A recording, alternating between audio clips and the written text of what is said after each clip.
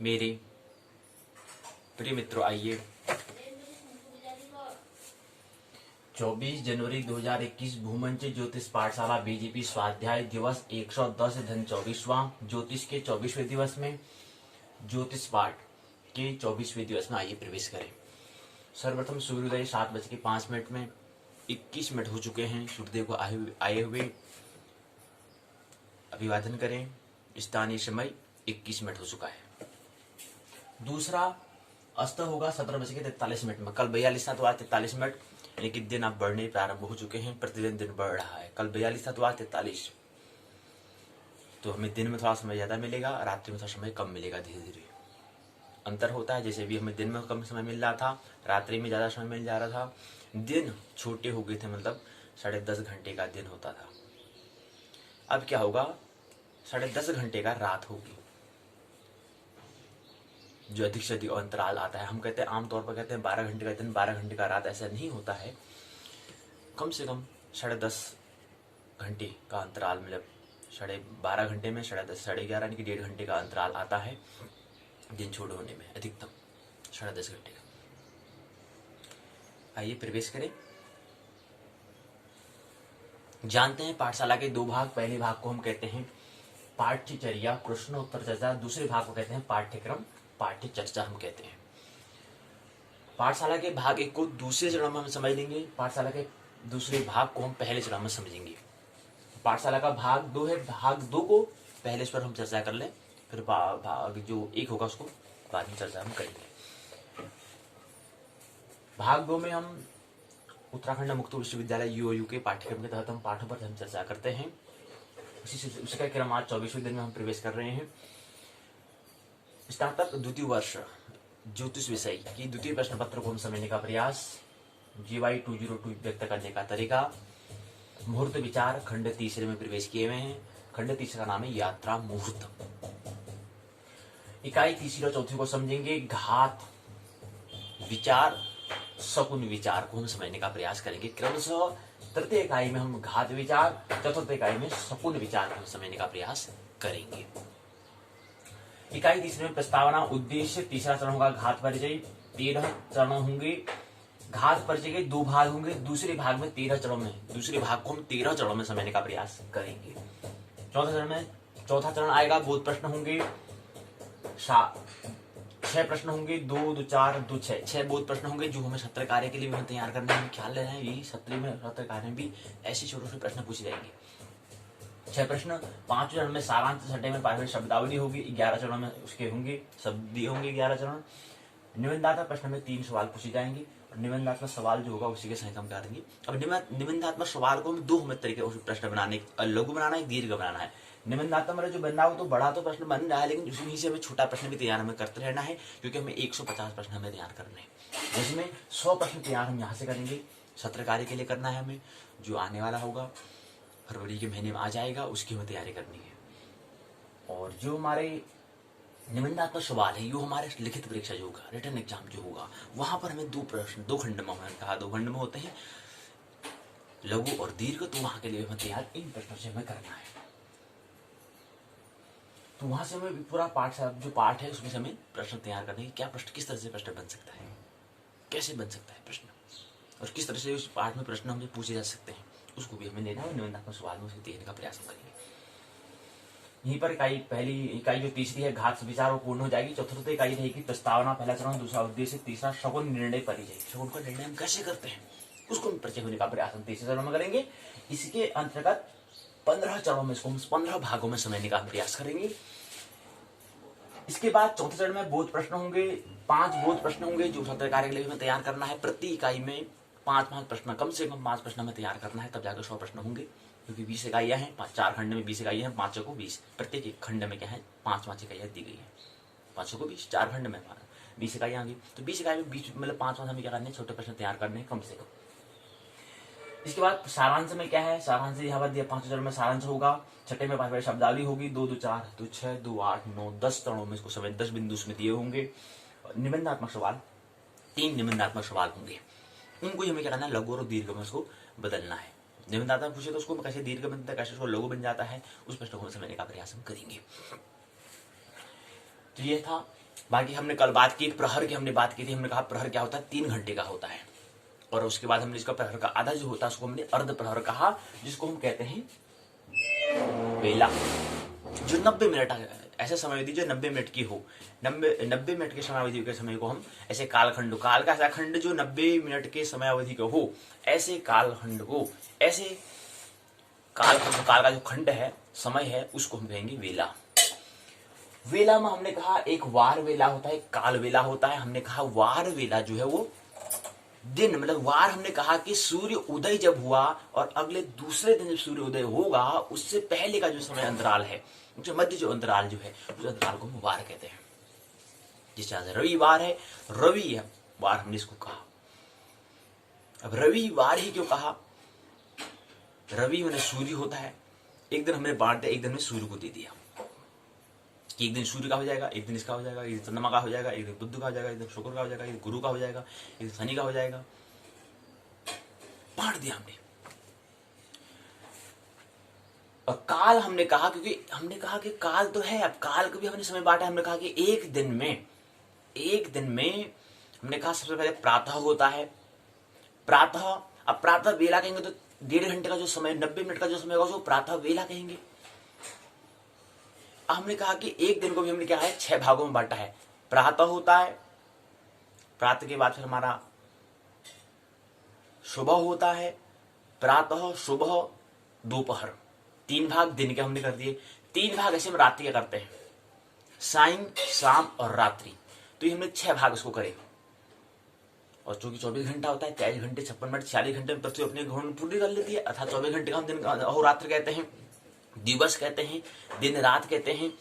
तो उसको हम 24 को हम क्या कर लेंगे, 6 तो हम कह रहे हैं, 6 चौको 24 यानी कि 4 घंटे का, 4 घंटे का क्या हो जाएगा, प्रातः हो जाएगा, 4 घंटे का हो जाएगा हमारा सुबह हो जाएगा, 4 घंटे का हमारा क्या हो जाएगा, दोपहर हो जाएगा, दिन हो जाएगा, दोपहर हो जाएगा 4 घंटे का। और 4 घंटे का हमारा क्या हो जाएगा, शाम हो जाएगा, 4 घंटे का सायंकाल हो जाएगा, 4 घंटे का हमारा रात्रि हो जाएगी, सायंकाल हो जाएगा, 4 घंटे का शाम हो जाएगा, 4 घंटे का रात्रि हो जाएगा। तो इसलिए 4 चौको 6 चौको 24।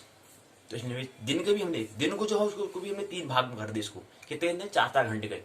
और 4-4 घंटे को जो हम कह रहे हैं उसको भी हमने फिर क्या कर दिया, 3 घंटों में अलग अलग विभाजित हमने कर दिया।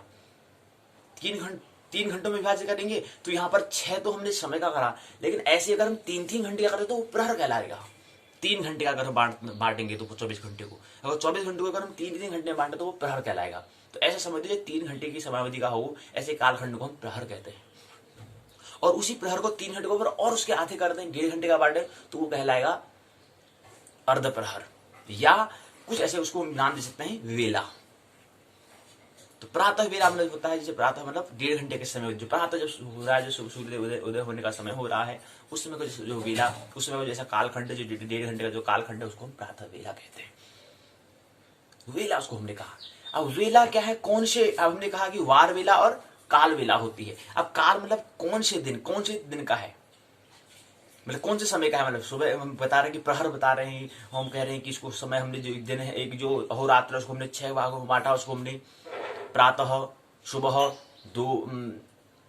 दोपहर, सायं, शाम, रात्रि हमने कहा, या प्रहर हम कहें 3-3 घंटे हमने जो बांटा। अब प्रहर का भी नाम होता है, हमें प्रहर हमने कहा क्या कि 4 घंटे का दिन को भी हमने फिर पुनः दिन को हमने 4 भागों में बांटा, तो उसको हमने प्रहर, दिन की प्रहर हमने कह दिया। ऐसे हमने रात्रि प्रहर को भी हमने बांट दिया 3-3 घंटों में, तो उसको 4 वहां से 4 दूना 8 हो गया, तो उसको हमने प्रहर नाम दिया। अब कौन सा समय, मतलब दिन का समय कि रात्रि समय, उसको हम काल वेला कहेंगे। लेकिन 1.5 घंटा जो हम कह रहे हैं कि वो दिन का है कि रात्रि, दिन का है कि या रात का है, किसका है, उसको हम कहेंगे वेला कहेंगे, काल वेला कहेंगे। तो वो कहेंगे कि 1.5 घंटा कौन सा है, वो इस वार के दिन वाले समय की बात हम कर रहे हैं। तो ये हमने कहा, ये बहुत निबंधात्मक सवाल होंगे। उसके बाद हम ये इकाई को दूसरी जो चौथी इकाई है उसको विराम देंगे। फिर कल की इकाई में जो हमारा अंतिम इकाई रहेगी यात्रा मुहूर्त नामक तृतीय खंड जो है, तृतीय खंड यात्रा मुहूर्त नामक तृतीय खंड का जो अंतिम इकाई उसको कल हम ले लेंगे। उसके बाद परसों को चतुर्थ खंड में अंतिम खंड की ओर हम प्रवेश करेंगे। अंतिम खंड जो है वो है, अंतिम खंड में भी 5 इकाई दी गई हैं। अंतिम खंड में हम ग्रह आरंभ कैसे करते हैं, गृह आरंभ और गृह में प्रवेश कैसे करते हैं, उसका भी मुहूर्त होता है, उसका भी एक समयावधि होता है, उसका भी एक मुहूर्त मतलब एक उसको भी हमने एक समय होता है निश्चित हमने बांटा। उसको हम समझने का प्रयास 26 जनवरी 2021 में प्रवेश करेंगे। उस दिन उसको समझेंगे। उसके दिन पहली और दूसरी इकाई को सैलानाश विधि और गृह आरंभ कब करना है उसको समझने का प्रयास पहली और दूसरी इकाई में। 27 जनवरी को द्वार स्थापना जीर्ण गृह प्रवेश 27 जनवरी 2021 को। 28 को शकुन विचार हम करने का प्रयास करेंगे 28 जनवरी 2021 को। 29 और 30 को हम क्या कर लेंगे, दो खंडों को क्रम से 29 और 30 को 29 जनवरी 2021 को हम पहले खंड मुहूर्त स्कंद, दूसरा संस्कार मुहूर्त को हम लेंगे 29 जनवरी 2021 को। 30 जनवरी 2021 को हम यात्रा मुहूर्त, गृह आरंभ और गृह प्रवेश मुहूर्त जो है उसको हम ले लेंगे। इसके बाद 31 जनवरी को पुनरावृत्ति और प्रश्नोत्तर चर्चा नामक हम कार्यक्रम करेंगे। उसमें हम चारों खंडों को मुहूर्त स्कंद नामक पहला खंड, संस्कार मुहूर्त नामक द्वितीय खंड, यात्रा मुहूर्त नामक तृतीय खंड, गृह आरंभ गृह प्रवेश मुहूर्त नामक चतुर्थ खंड, उसके अंतर्गत क्रम से 5 इकाई था 20 इकाई को लेने का प्रयास है। 31 जनवरी को हम पुनरावृत्ति विजन पुनः दर्शन हम कर लेंगे। उसके बाद 1 फरवरी 2021 को हम एक परीक्षण टेस्ट हम कर लेंगे। जो हमने कहा कि 10 पूर्णांक का हम एक प्रश्न कर देंगे जिसमें 4 छोटे प्रश्न होंगे, अति लघु होंगे। और उसके बाद जो हमारा शेष 3 प्रश्न जो होंगे 2 अंक के वो लघु प्रश्न हम पूछ लेंगे। इस तरह से हम 4, 3, 7 प्रश्न को एक टेस्ट हम कर लेंगे, परीक्षण कर लेंगे। यहीं पर क्या होगा, 1 फरवरी 2021 को ये हमारा स्नातक द्वितीय वर्ष का द्वितीय प्रश्न पत्र पूर्ण हो जाएगा। 2 फरवरी 2021 से हम दूसरे विषय संस्कृत साहित्य की ओर हम प्रवेश करेंगे। स्नातक द्वितीय वर्ष का जो संस्कृत साहित्य जो पाठ्यक्रम है उनके पाठ पर हम चर्चा करना प्रारंभ 2 फरवरी से हम करना कर देंगे। और 6 फरवरी को इसका एक बार हम क्या कर लेंगे, संपूर्ण एक टेस्ट हम कर लेंगे, एक एग्जाम हम कर लेंगे दोनों को। पहले हमने जातक शास्त्र और फलादेश सिद्धांत नामक जो पहला स्नातक द्वितीय वर्ष का जो पहला प्रश्न पत्र है उसको हम ले लेंगे एक साथ। उसको हम 2 सत्रों में हम उसका परीक्षा का आयोजन कर लेंगे। एक आयोजन हम करेंगे कि परीक्षा हो रही है उसका थोड़ा सा हम तैयारी इसका मतलब कैसा होता है, कैसे स्थिति को एक बार हम विचार कर लेंगे। हाँ समझो कि कल्पना करेंगे, हाँ से एग्जाम की परीक्षा को होने बैठे हैं, अच्छा ऐसा होता है, अच्छे प्रश्न आ गया, ये चीज थोड़ा उसको कल्पना कर लेंगे। थोड़ा उसकी कल्पना की ऐसा होता है तो वहाँ पर जब घबराहट टाइप की होती है, जो घबराहट कर घबरा जाते हैं, जो भय जैसा होता है उसको थोड़ा सा उसमें परिवर्तन, थोड़ा रूपांतर न हो, ऐसी घटना न हो, उसको पहले हम क्या कर लेंगे, उसकी कल्पना करके मनस कल्पना करके सोचेंगे हम परीक्षा भवन में बैठे हैं। उसकी हम 6 फरवरी 2021 को हम कर लेंगे। 6 फरवरी 2021 को हम परीक्षा मतलब स्नातक द्वितीय वर्ष का द्वितीय प्रश्न पहला और द्वितीय प्रश्न ज्योतिष विषय का जो है GY 201 और 202 को हम ले लेंगे। जातक शास्त्र फलादेश के सिद्धांत नामक जो पहला प्रश्न पत्र है स्नातक द्वितीय वर्ष का द्वितीय प्रश्न पत्र है मुहूर्त विचार। इन दोनों की परीक्षा 2 सत्रों में हम कर लेंगे,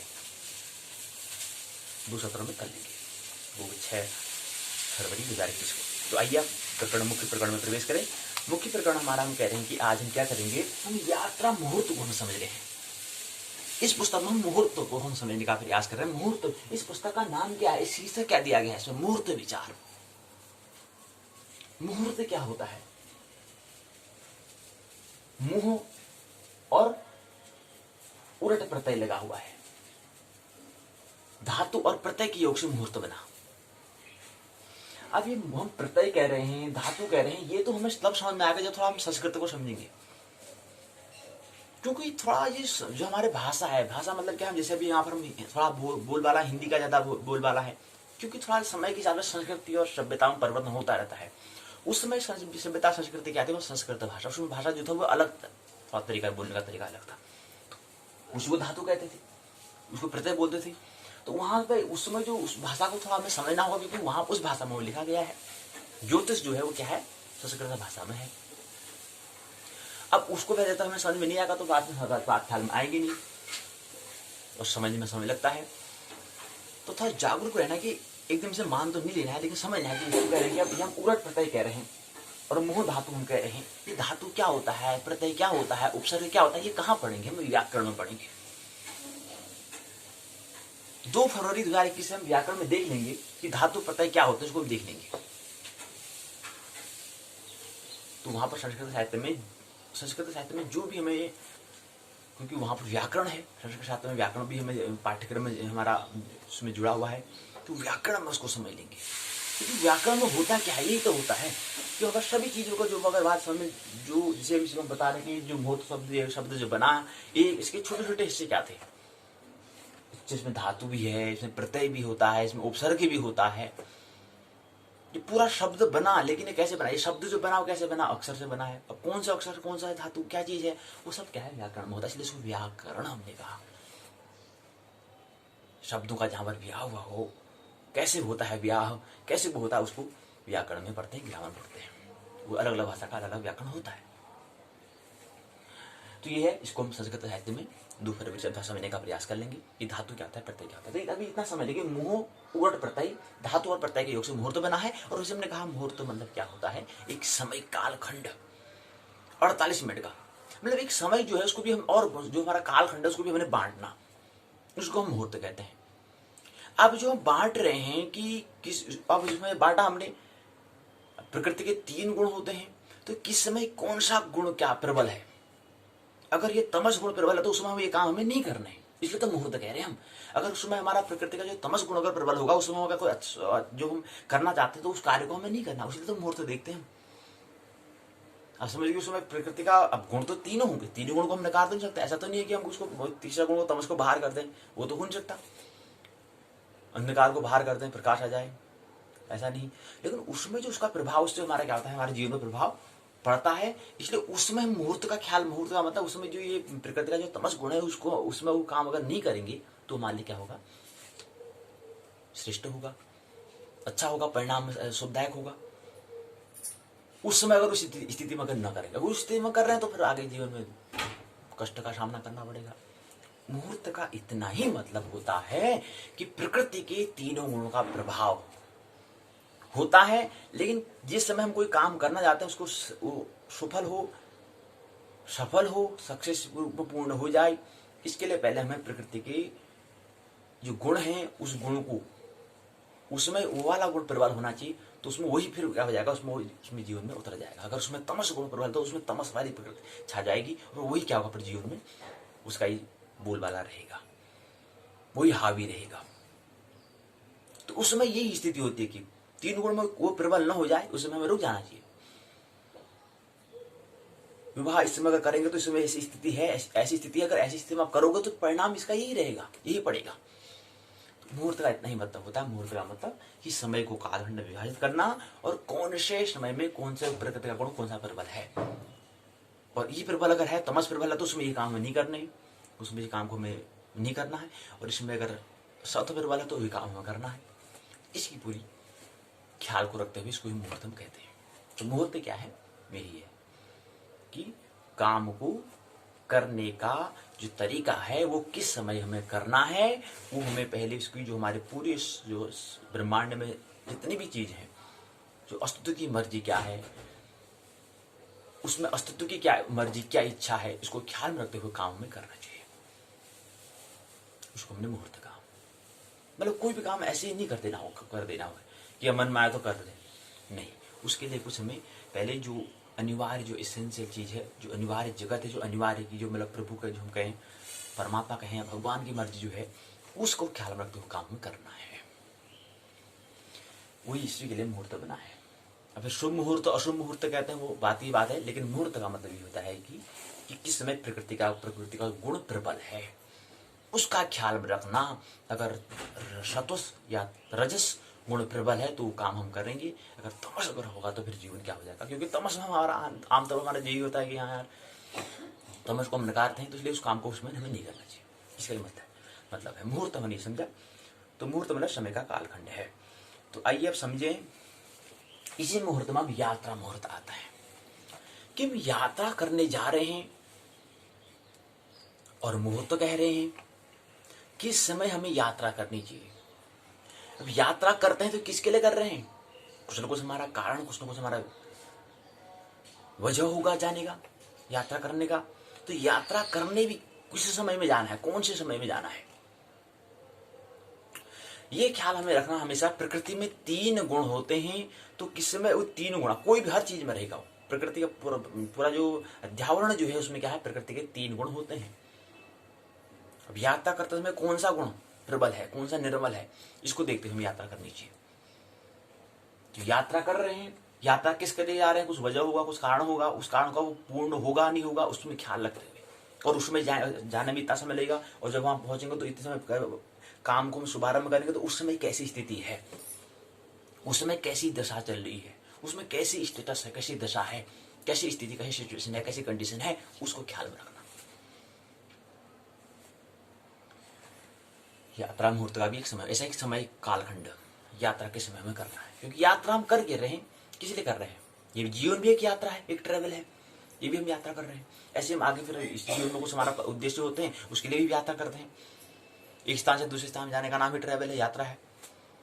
एक स्थान से दूसरे स्थान में जाने के नाम ही क्या है, यात्रा है, ट्रेवल करना है।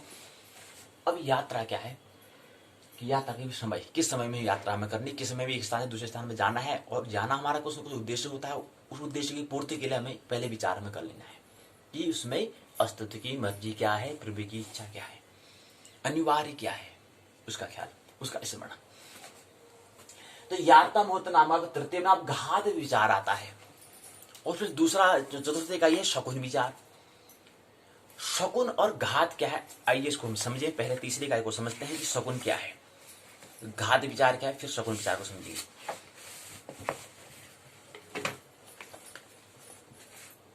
तीसरी इकाई घात विचार है। इकाई की संरचना, प्रस्तावना, उद्देश्य, घात परिचय। यात्रा में घात विचार बोध प्रश्न होंगे जो सत्र कार्य में पूछे जाएंगे, उसकी तैयारी।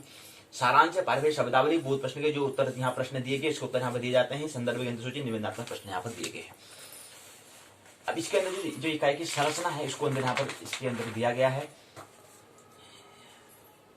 घात विचार मतलब होने, घात विचार मतलब करना कि समझना, उसको विचार करना, चिंतन करना, उसको इसका ख्याल करना, विचार करना कि क्या है ये, इसमें इसकी जांच करना।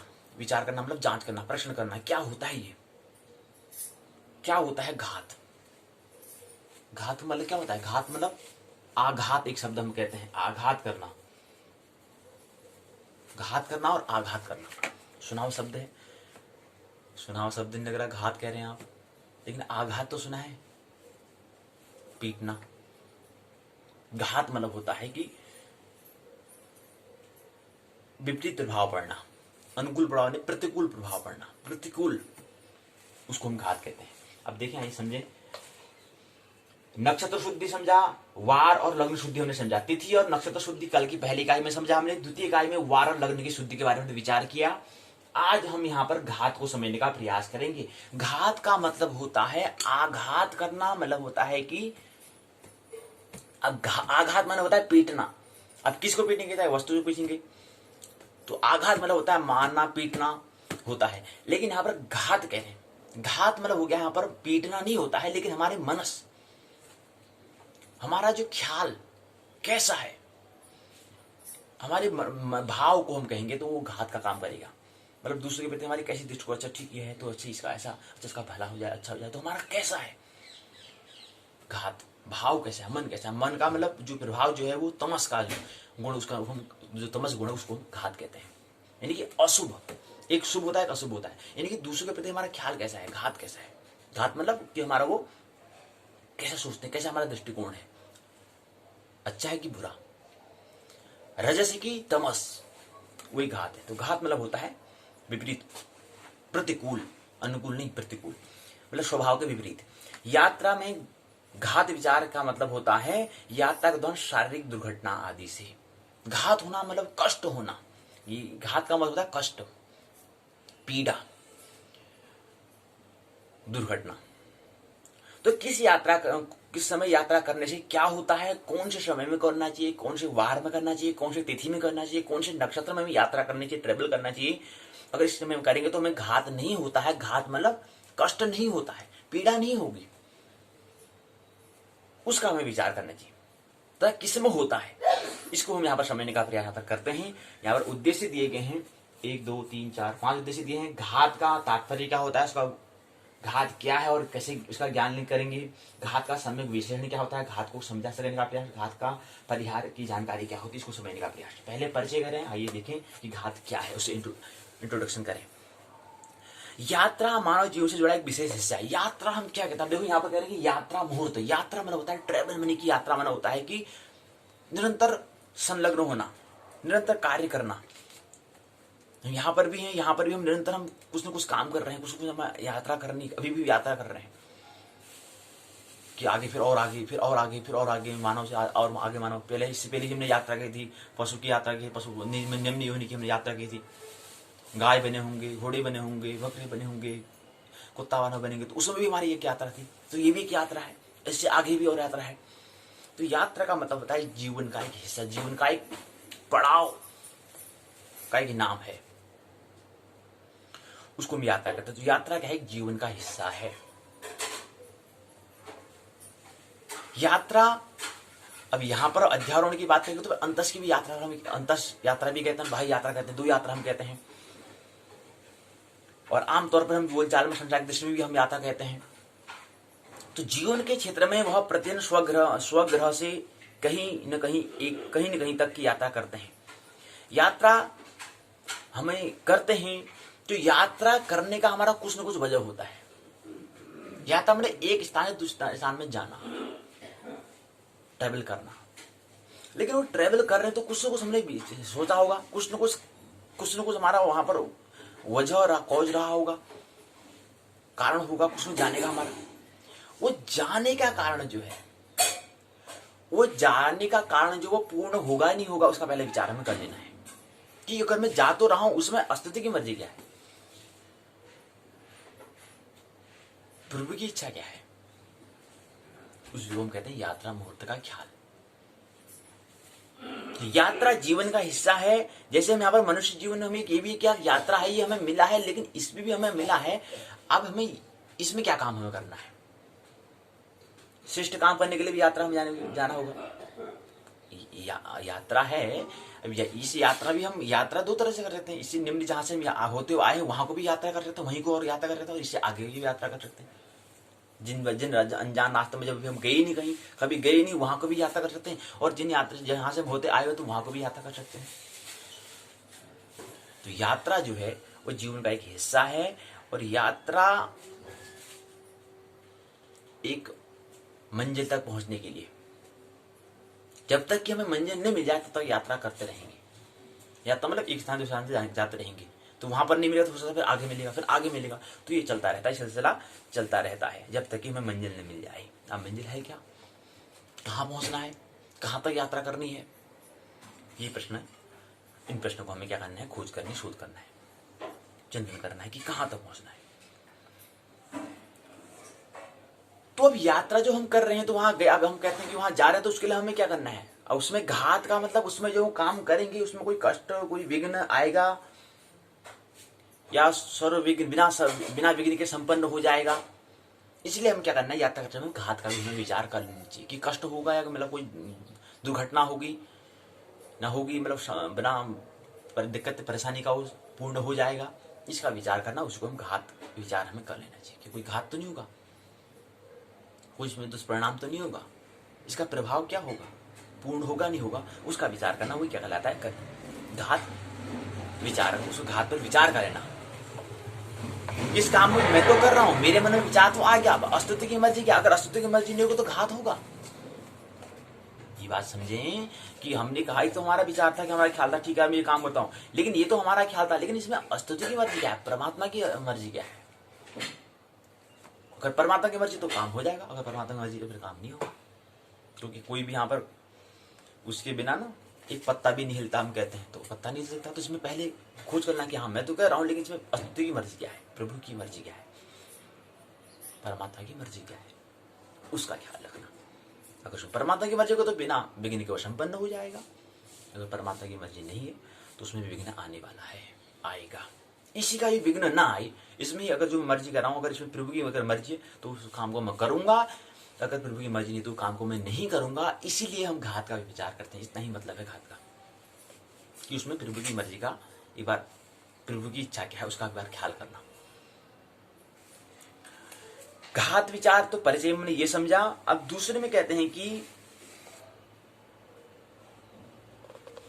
कभी कभी कोई मित्र जो कहते हैं कि यात्रा करने जाते हैं, लेकिन वो यात्रा किस लिए जा रहे थे, यात्रा होने से पहले मृत्यु भी हो जाती है, यानी घात हो जाता है, यानी कि दुर्घटना हो जाती है, कष्ट हो जाता है, बीमार हो जाता है। वो यात्रा हुई, जो काम जिसके लिए जाए थे पैसे अलग खर्चे होते हैं, लेकिन वो काम पूर्ण ही नहीं हो पाता है।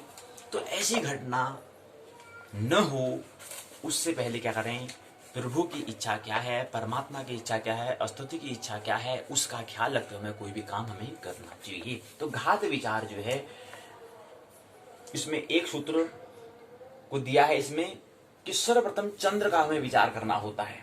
अब इसमें घात विचार में क्या करना होता है, हमें चंद्र का, हमें सर्वप्रथम चंद्र जो है, चंद्रमा जो है, मून जो है, उसका हमें विचार करना होता है। मेष आदि जो 12 राशियों के क्रम में जो पहला, प्रथम, पंचम, नवम, द्वितीय, षष्टम, दशम, तृतीय, सप्तम, चतुर्थ, अष्टम, एकादश, द्वादश चंद्रमा क्या होता है, घातक होता है। मतलब प्रभाव जो होगा वो चंद्रमा, ये वाली जो तिथि है, ये वाले हिस्से में अगर 10 वाले हिस्से में, 11 वाले हिस्से में, 8 वाले हिस्से में, चौथे हिस्से में, सप्तम हिस्से में, तीसरे हिस्से में, 10वें हिस्से में, छठे हिस्से में, तीसरे, 9वें, 5वें और पहले हिस्से जो हम कह रहे हैं, एक महीने हमने कहा 30 हिस्से हैं, ये वाले हिस्से को हम तिथि बोल रहे हैं कि पहले, प्रथम, पंचम, नवम, द्वितीयम, षष्टम, दशम, तृतीय, सप्तम, चतुर्थ, अष्टम, एकादश, द्वादश चंद्रमा क्या होता है, घातक होता है। ये हमने कहा इस तिथि में अगर हम कोई काम करेंगे तो निश्चित ही क्या होगा, उसमें कष्ट होगा, विघ्न आएगा, इस तिथि में अगर करते हैं। तो अब ये स्थिति क्या है, इस स्थिति में हो सकता है कि चंद्रमा का स्वभाव क्या हो, उसके विपरीत हो रहा हो। चंद्रमा जो है उसका हमने कहा कि एक दूसरे को हम सब प्रभावित करते हैं, चाहे छोटा से छोटा हो, चाहे बड़ा से बड़ा हो। देखो कितने ही दूर पर कोई खगोल पिंड क्यों ना हो, पिंड क्यों ना हो, एक दूसरे क्या करते हैं, प्रभावित करते हैं। तो उस समय चंद्रमा अगर हम इस तिथि में अगर करेंगे तो निश्चित क्या होगा, विघ्न आएगा। चंद्रमा उस दिन घातक होता है, मतलब उस दिन क्या होता है, चंद्रमा का गुण जो है वो तमस गुण जो होता है प्रबल होता है, प्रकृति का गुण। चंद्रमा क्या करेगा, वो तो प्रकृति का गुण ही है। चंद्रमा घातक क्या होता है, वो असल में प्रकृति का गुण जो होगा वो तमस गुण प्रबल होता है, इसलिए उस दिन हमें काम करने में कुछ न कुछ परेशानियां आएंगी। तो मेष राशि वाले के लिए, वृष राशि वाले के लिए पंचम कन्या राशिगत, मिथुन राशि के लिए द्वितीय, कर्क राशि के लिए चंद्रमा घातक होता है। द्वितीय जो तिथि है उसमें कर्क राशि का होता है, कर्क राशि वालों के लिए चंद्रमा घातक होता है। हमने 12 राशि हमने कहा। अब मित्र जो है जितने भी इसमें वसुधा में 7 अरब 78 करोड़ लोग करीब हैं, इतने लोगों में इनकी जो राशि होगी वो 12 में से एक होगी कोई, अर्थात तारों का कोई समूह, क्योंकि पृथ्वी एक है तो उसके चारों ओर हमने उसका एक वर्तुल बनाया है, उसमें हमने तारों को बांटे हैं, उसको 108 चरणाक्षर में बांटे हैं। उनमें से कोई एक राशि 12 राशि होगी। उन जो 108 चरणाक्षर उसको हमने क्या रखा है, 12 समूह में रखा है। तारों को समूह को हमने नक्षत्र कहा और नक्षत्रों को समूह को हमने राशि कहा, क्योंकि एक राशि में 9 चरणाक्षर होते हैं, अर्थात 2 राशि होती है, 2 चरणाक्षर 2 नक्षत्र होते हैं और 1 चरणाक्षर होता है। क्योंकि एक नक्षत्र में क्या है, 4 चरणाक्षर होते हैं, तो 4 8 धन 1 9 चरणाक्षर होगी। तो वहां पर क्या होगा, अगर इस राशि में वाले हैं तो द्वितीय अगर तिथि होगी तो कर्क क्या होगा, कर्क जो राशि वाले के लिए क्या होगा, चंद्रमा घातक होगा। अगर मिथुन राशि के लिए क्या होगा, मिथुन राशि के लिए द्वितीय, कर्क राशिगत के लिए चंद्रमा घातक होता है, ये हमें ख्याल रहे। मिथुन राशि के लिए द्वितीय। इसी प्रकार सभी राशि को हमें समझना है, तो ये हमें घात का हमें विचार हमें कर लेना है कि यात्रा कर रहे हैं तो उसमें वो परिणाम, उसमें स्तुति की मता था, उसमें नक्षत्रों की इच्छा क्या है, ग्रहों की इच्छा क्या है, जो चंद्रमा की स्थिति, चंद्रमा की क्या मर्जी है, सूर्य की क्या मर्जी है, शुक्र की क्या मर्जी है, शनि की क्या मर्जी है, राहु की क्या मर्जी है, केतु की क्या मर्जी है, बुध गुरु, इनकी क्या मर्जी है, ये उसमें क्या प्रभाव डालेंगे हमारे जीवन पर, इसका। तो घात में चंद्र में त्याज्य नक्षत्र आता, परिवार के पात की बात करते हैं हमें कि घात चंद्र में जब है उसमें हमें त्याज्य नक्षत्र, उसमें कौन से नक्षत्र का हमें ख्याल रखना है, त्याग रखना है, उसको समझाने का प्रयास यहाँ पर 2 सूत्र के माध्यम से किया गया है।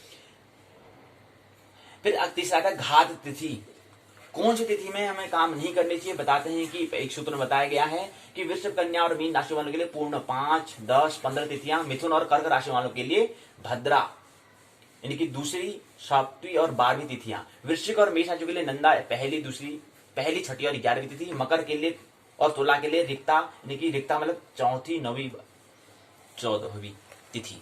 कल हमने कहा था कि 5 भागों में तिथियों को बांटा है, उसी की बात कर रहे हैं। तो रिक्ता हमने नाम दिया, उसके अलग हमने संज्ञा दी थी। इसका एक का नाम दिया नंदा दिया था, एक का नाम हमने भद्रा दिया था, एक का नाम हमने रिक्ता दिया था, एक का नाम हमने पूर्णा दिया था, और एक को हमने नाम दिया था जया। ये 5 भाग उसको हमने दिए थे। अब जयामी तिथि क्या होती है? घात संज्ञक होती है। ये घात तिथियां यात्रा के लिए अशुभ होती हैं, अर्थात विघ्न बनने वाले, बाधा बनने वाले काम करती है। तो इस तिथि अगर है और हमारी राशि ये वाली है, तिथि ये वाली चल रही है और हमारी ये वाला राशि, ये राशि है। अब जैसे हमारी राशि क्या है, अगर हमारी राशि कर्क राशि है और उसमें तिथि कौन चल रही है? दूसरी, उसमें भद्रा नामक क्या है, एक तिथि चल रही है, अर्थात दूसरी या 7वीं या 12वीं अगर तिथि है, तो उसमें कर्क राशि वालों के लिए क्या होगा? जो तिथियां है घात सिद्ध होंगी। घात मतलब दुष्परिणाम लाएंगे। वो काम जो कर रहे हैं उसमें विघ्न आएगा, वो पूर्ण नहीं हो सकता।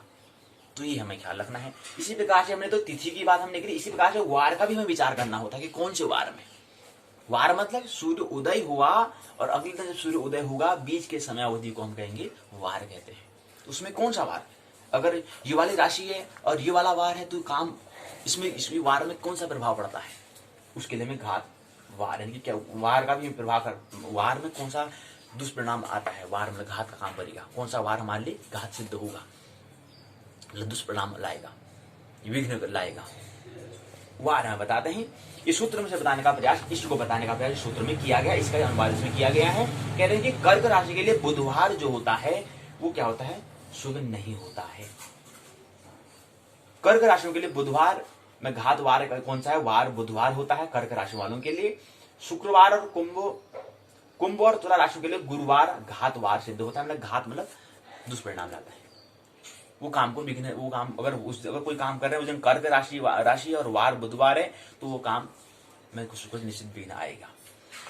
ये शुभ नहीं होते हैं। घात का मतलब होता है अशुभ होना, मतलब प्रकृति का तमस गुण होना। अगला आता है घात। फिर नक्षत्र की, हमने तिथि की बात कर ली, वार की बात की, अब नक्षत्र का विचार करना, फिर ऐसे लग्न का विचार हमें करना होता है। ये सूत्र में बताने का प्रयास नक्षत्र की बात की है। अगर हमारा क्या लक्ष्य, अगर हमारा नक्षत्र पुष्य नक्षत्र अगर है,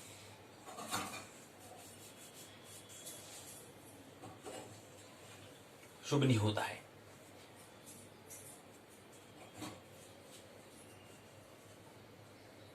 कर्क के राशि, कर्क के लिए अनुराधा, शिव के लिए मून, कन्या के लिए श्रवण, तुला के लिए ये नक्षत्र कहते हैं घात सिद्ध होते, मतलब शुभ, मतलब दुर्घटना, विपरीत परिणाम लाते हैं। वो काम को बिना सर्व संपन्न नहीं होने देते हैं, कुछ न कुछ विघ्न आ जाता है। तो ऐसे हमें नक्षत्र का भी विचार करना है, इसी बात हमें लग्न का विचार हमें करना है। यात्रा मुहूर्त में ये चीज हमें विचार करना है कि यात्रा में घात का हमें विचार करना। घात में क्या क्या करेंगे? तिथि को समझेंगे, उसमें तिथि कौन सी है, उसमें वार कौन सा है, उसमें नक्षत्र कौन सा है, उसमें लग्न कौन सा चल रहा है, ये हमें ख्याल रखना होता है घात विचार के अंतर्गत। कहां करना है? यात्रा मुहूर्त में। और जीवन भी एक यात्रा है। तो इसमें घात बुध चक्र यहाँ पर दे रखा है कि बुध कक्षे में अगर मेष है, वृषभ है, मिथुन है, कर्क है, कर्क में सिंह और मघा तीसरा, घात तिथियां दूसरी 7वीं 12वीं, बुधवार घातवार होता है, नक्षत्र अनुराधा नक्षत्र होता है, तुला घात लग्न होता है। तो ये लग्न बताया, नक्षत्र बताया, वार बताया, तिथि बताया। तो ये तो हमें समझना होता है, घात का विचार करना होता है। ये चीजें मतलब क्या विचार करना हमें? सबसे पहले तिथि का विचार करना होता है, वार का विचार करना होता है, नक्षत्र का विचार करना होता है, लग्न का विचार हमें करना होता है। कोई भी काम अगर हम घात को अगर समझना है कि वो काम जो कर रहे हैं उस काम को समझने के लिए पहले हमें कि कौन सी तिथि है, तिथि का ख्याल रखना होगा, वार का ख्याल रखना होगा, नक्षत्र का ख्याल रखना होगा, लग्न का हमें ख्याल रखना होगा कि लग्न ये चल रहा है, ये हमारा स्वभाव, हमारे स्वभाव के अनुकूल है तो ही काम होगा, अगर प्रतिकूल होगा तो काम में क्या होगा? निश्चित ही विघ्न आता है। इसी प्रकार से अगला क्रम आता है योगिनी वास ज्ञान। इसी क्रम में फिर ये सूत्र से समझाने का प्रयास यहाँ पर। अगला आता है योगिनी का भी हम जिक्र कर रहे हैं, इसका भी ज्ञान हमें रखना होता है, ख्याल रखना होता है। दूसरा आता है काल पाश विचार भी हमें ख्याल रखना होता है। काल का पाश, पशु शब्द जो पास से मिलकर बना हुआ है कहते हैं। तो ऐसी पाश, काल का पाश मतलब काल के पाश में मतलब बंधना, उसका भी उसको ही नाम दिया काल पास। पशु जो है वो पास से, मतलब पशु जो होता है वो पास से बधा होता है, रस्सी से बधा होता है। तो ऐसे ही पशु शब्द पास का मतलब होता है, पास से बधा हुआ। जो पशु का मतलब जो पास से बधा हुआ होता है, देखा होगा हमने गौशाला में देखते हैं पशु जो है बधा हुआ होता है, पास से नहीं रस्सी से बधा हुआ होता है, इसलिए इसको पशु कहा हमने। और हम भी कहीं ऐसे तो नहीं है, मनुष्य मिला कहीं पशु तो नहीं हम। पशु मतलब बधे हुए तो नहीं है, किसी से स्वतंत्र है या नहीं है, इसका हमें ख्याल हमें करना है कि कहीं बधे हुए तो नहीं है। दिख तो मनुष्य हैं, आचरण शरीर से तो मनुष्य हैं, अब कहीं मनुष्य से तो नहीं बधे हैं पास में, ये हमें ख्याल करना होता है कि कहीं बधे तो नहीं है। बधे होंगे तो मुक्त कहाँ से होंगे? बधे हो तो पहले उसको दिखाई तो दे, पहले दिखाई तो दे कि बधे ही नहीं बधे हैं, पहले ये तो देखें। और कहाँ होगा, कहाँ से देखना दृष्टि मिलेगी? अंतर्दृष्टि से मिलेगी, ध्यान से मिलेगी, ध्यान में प्रवेश करने से मिलेगी, मेडिटेशन करने से मिलेगी। हाँ यार बात बता तो नहीं कहीं पास में उसको, वो कहाँ मिलता है? ध्यान में मिलता है। इसलिए ध्यान का प्रभाव है, जीवन में महत्व है। तो ऐसी काल पास हम कह रहे हैं, तो पास का मतलब होता है रस्सी से मैंने बदना, ऐसी काल के पास मतलब समय, और असली में जो होता है समय के पार भी हो जाना होता है, बियॉन्ड द टाइम, टाइम के कालातीत हो जाना होता है, क्योंकि हमारा स्वभाव जो है कालातीत है। काल के शाश्वत सनातन की हम बात करते हैं, मतलब जिसका जन्म न हो, जिसका समय न वर्तमान हो, न भूत हो, न भविष्य हो, तो कालातीत। लेकिन यहाँ पर बात करें काल पास, लेकिन हमारा समय यहाँ पर काल में है। अध्यावरण तो काल की, प्रकृति में काल की बात करेंगे, लेकिन ब्रह्म जगत में जो हमारा अध्यात्म है वहां पर काल के पार हो जाना होता है, काल से भी पार। काल निमि का जिक्र आता ना कृष्ण, तो काल निमि से आगे कृष्ण आगे हो जाता है। कृष्ण का मतलब क्या है कि वो काल से आगे, कृष्ण ऐसे, कृष्ण का ऐसा व्यक्तित्व है, ऐसी पर्सनालिटी है उनका, वो काल से आगे हैं, वो भूत भविष्य वर्तमान। तो कृष्ण का व्यक्तित्व क्या है? कालों के अतीत है, वो भविष्य में, भविष्य भी आगे, भविष्य भी वहां पर वर्तमान, और अतीत भी वर्तमान में बदल गया, तो वहां पर न भूत है, न भविष्य है, न वर्तमान है, इनकी वहां क्या है? सनातन है। तो इसलिए काल निमि का जिक्र जो आता है, जो कथा में सुनते हैं कि काल निमि के आगे कृष्ण भाग रहे हैं, वो कहानी को मैं कहानी में आ रखी, तो उसका उद्देश्य यही है कि क्या है, कृष्ण का जो व्यक्तित्व है कि हमें ये वहां से ये दिखाता है कि हमें काल से भी आगे आ जाना है, काल से भी आगे हो जाना है। तो काल निमि से आगे कृष्ण थे, और पीछे जो काल आ रहा है, यानी कृष्ण के पीछे काल है। तो ये व्यक्तित्व का जो व्यक्तित्व पूर्ण बुद्धत्व को जागरण हो जाता है, तो वहां वो काल से भी आगे हो जाता है, परे हो जाता है, कालातीत हो जाता है। काल भी वो फिर कौन सी स्थिति में होता है? फिर वहां पर सनातन होता है, शाश्वत होता है, उसी का नाम शाश्वत, उसी का नाम। और हमारा स्वभाव क्या है? शाश्वत है। आत्मा का क्या है? कालातीत है, न उसका कभी जन्म होता है, न कभी उसका मृत्यु होती है, अर्थात समय वहां पर नहीं होता है, वो शाश्वत है, वो हमेशा है। ऐसे काल पास का भी हमें विचार करना कि उसमें कौन सा काल है वो हमारे लिए पास का काम बन जाएगा, वो हमारे लिए क्या बन जाएगा? बंधन में, पास में मतलब बांधने वाला काम बन जाएगा। उसका भी हमें काल का विचार हमें कर लेना होता है। अब काल के अंदर के वही तिथि वार हम जब बोल रहे हैं, तो कब काल की हमने बात की कि उसमें तिथि वार नक्षत्र योग, तिथि जो काल के हमने बात कहा कि माह, महीने की बात की, वर्ष की बात की हमने। छोटा बार हम वर्षे तो कहते हैं, साले तो कहते हैं, फिर माह कहते हैं, फिर वो कहते हैं समय, अच्छा ठीक है कितने बजे, वो घंटे की बात कर लेते हैं, वही तो काल है। छोटा समय, इसको समय कर लेते हैं, समय की बात करते तो थोड़ा अगर विचार चिंतन ज्यादा बढ़ता है, फिर काल की बात करेंगे कि यार ठीक है अगले जन्म में क्या होगा, मतलब थोड़ा बड़ा समय की बात कर रहे हैं, अगले जन्म की मतलब थोड़ा और समय की बड़ी बात कर रहे हैं। अभी करेंगे एक, अच्छा कितना बजा है, 1-2 घंटे की हम बात करते हैं, लेकिन थोड़ा समय विचार बढ़ता थोड़ा हम कहेंगे अच्छा 10 साल बाद क्या होगा, तो 20 साल बाद क्या होगा, अर्थात इस पड़ाव का जो इसके बाद अगले जन्म में क्या होगा। ये समय के थोड़ा बड़ा भाग है, वो है तो काल ही, है तो समय ही। लेकिन शाश्वत सनातन क्या है? वो क्या है? काल के भी आगे है। तो थोड़ा सा विचार, थोड़ा सा चिंतन, अगर थोड़ा सा दृष्टि अगर और बढ़ जाएगी, तो फिर कहेंगे अच्छा समय तो, जहाँ समय शून्य हो जाए, उस जो सनातन जो जगत है वहां तक थोड़ा विचार हमें जाना होता है, लेकिन वहां तक अभी विचार हमारा नहीं जाता। अभी तो हमारे समय की पूछते हैं टाइम है, ठीक है, अच्छा कितना टाइम, अच्छा ठीक है, फिर मन को सांत्वना दे देते हैं, बस संतुष्टि हो जाते हैं, अच्छा ठीक है कोई बात नहीं। अभी तो मतलब हमको 10 बजे जाना है, अभी तो 7 ही बजे है, अभी 3 घंटे हैं, 3 घंटा भी बहुत है, 3 घंटा बहुत से कर लूँगा, 3 घंटे में एक दो आराम से हो जाएगा, बहुत समय, 3 घंटा भी है, तो वही में काम हमारी पूर्ण हो जाती है। चिंतन हमारा विचार जो आगे आगे और विचार जो मैं कर रहा था, 3 घंटा तो काफी हो, 3 घंटा बहुत कुछ नहीं होता है, 3 घंटा तो ये भी आया ये विचार। तो काल का भाष का भी विचार हमें करना होता है, योगिनी विचार भी हमें करना होता है, यात्रा में कहीं करना है, परिक दंड विचार भी हमें करना होता है। तो रविवार में उत्तर दिशा में विक्रम से काल का निवास रहता है, रविवार को उत्तर, सोम को वाम्य, मंगलवार को पश्चिम, बुधवार को नैऋत्य, बृहस्पतिवार को दक्षिण, ये बताने का प्रयास यहाँ पर किया गया है।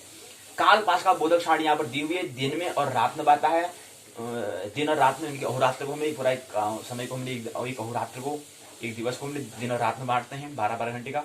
तो रवि, सोम, मंगल, बुध, गुरु, शुक्र, शनि ये दिया हुआ है।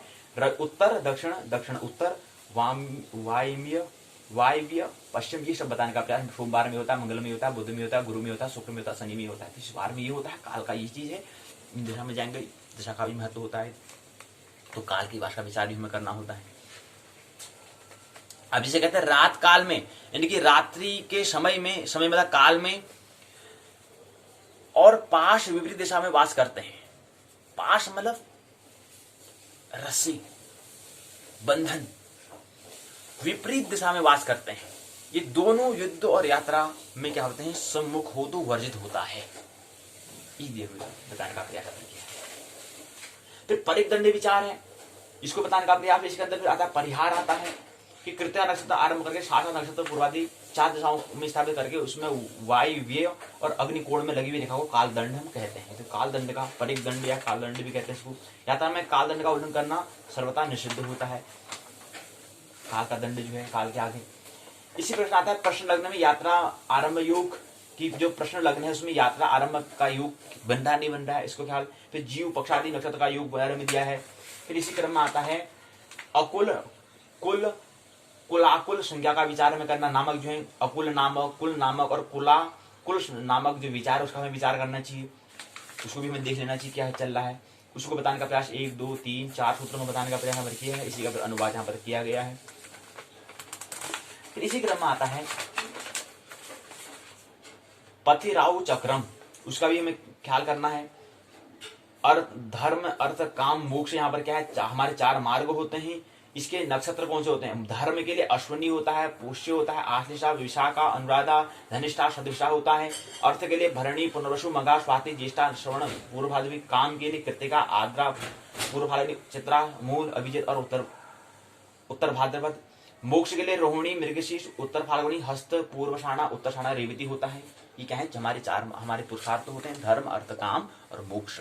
धर्म मन होता है मन का स्वास्थ्य, मन की विकृति से आगे, मन का उपचार। हमारा मन क्या है, विचारशील है, मन का निर्विचार, मन का मौन होना, मन शांत होना, मन आनंद को प्रवृत्त करना। तो उस समय की जो चीज भी हम जो भी हमारा सृजन होगा, जो भी हम कृत होगा, वो हमारा क्या करेगा, धर्म कहलाएगा। उसमें हम जो भी विचार करेंगे वो हमारा धर्म कहलाएगा। और जो हमारा जो उसमें विचार आ रहा है, जो हमारा ख्याल आ रहा है, जो हमारे स्वभाव के अनुरूप है, जो काम करेंगे वो हमारे क्या बन जाएगा, स्वधर्म बन जाएगा। तो धर्म मतलब ये होता है। धर्म का संबंध मन से है, ये हमें ख्याल रहे। धर्म का संबंध मन से है। और इसलिए मैं कहा कि धर्म अलग अलग से बौद्ध हिंदू जैन ये धर्म होते हैं। मतलब उनका दृष्टिकोण, उनके मनोदृष्टि, उनकी नजरिया कैसा था, वो धर्म की बात करते हैं। ऐसे प्रत्येक व्यक्ति का धर्म अलग, सबका दृष्टिकोण अलग होता है। इसलिए धर्म कहते हैं सब क्या है, व्यक्तिगत चीज होती है। ये हम कहते हैं इंडिविजुअल चीजें होती है। कोई जरूरी नहीं कि सभी का हो एक ही साथ हो, एक ही हो, नहीं, सबका अलग अलग होता है। सबका जिसको अपने स्वभाव जैसा लगे वैसा होता है। जैसे हमारे फिंगरप्रिंट सबके अलग अलग होते हैं, सबकी अलग अंगुली छाप जो सबकी अलग अलग होती है, ऐसे हमारा स्वधर्म जो हमारा है वो सबका अलग अलग होता है।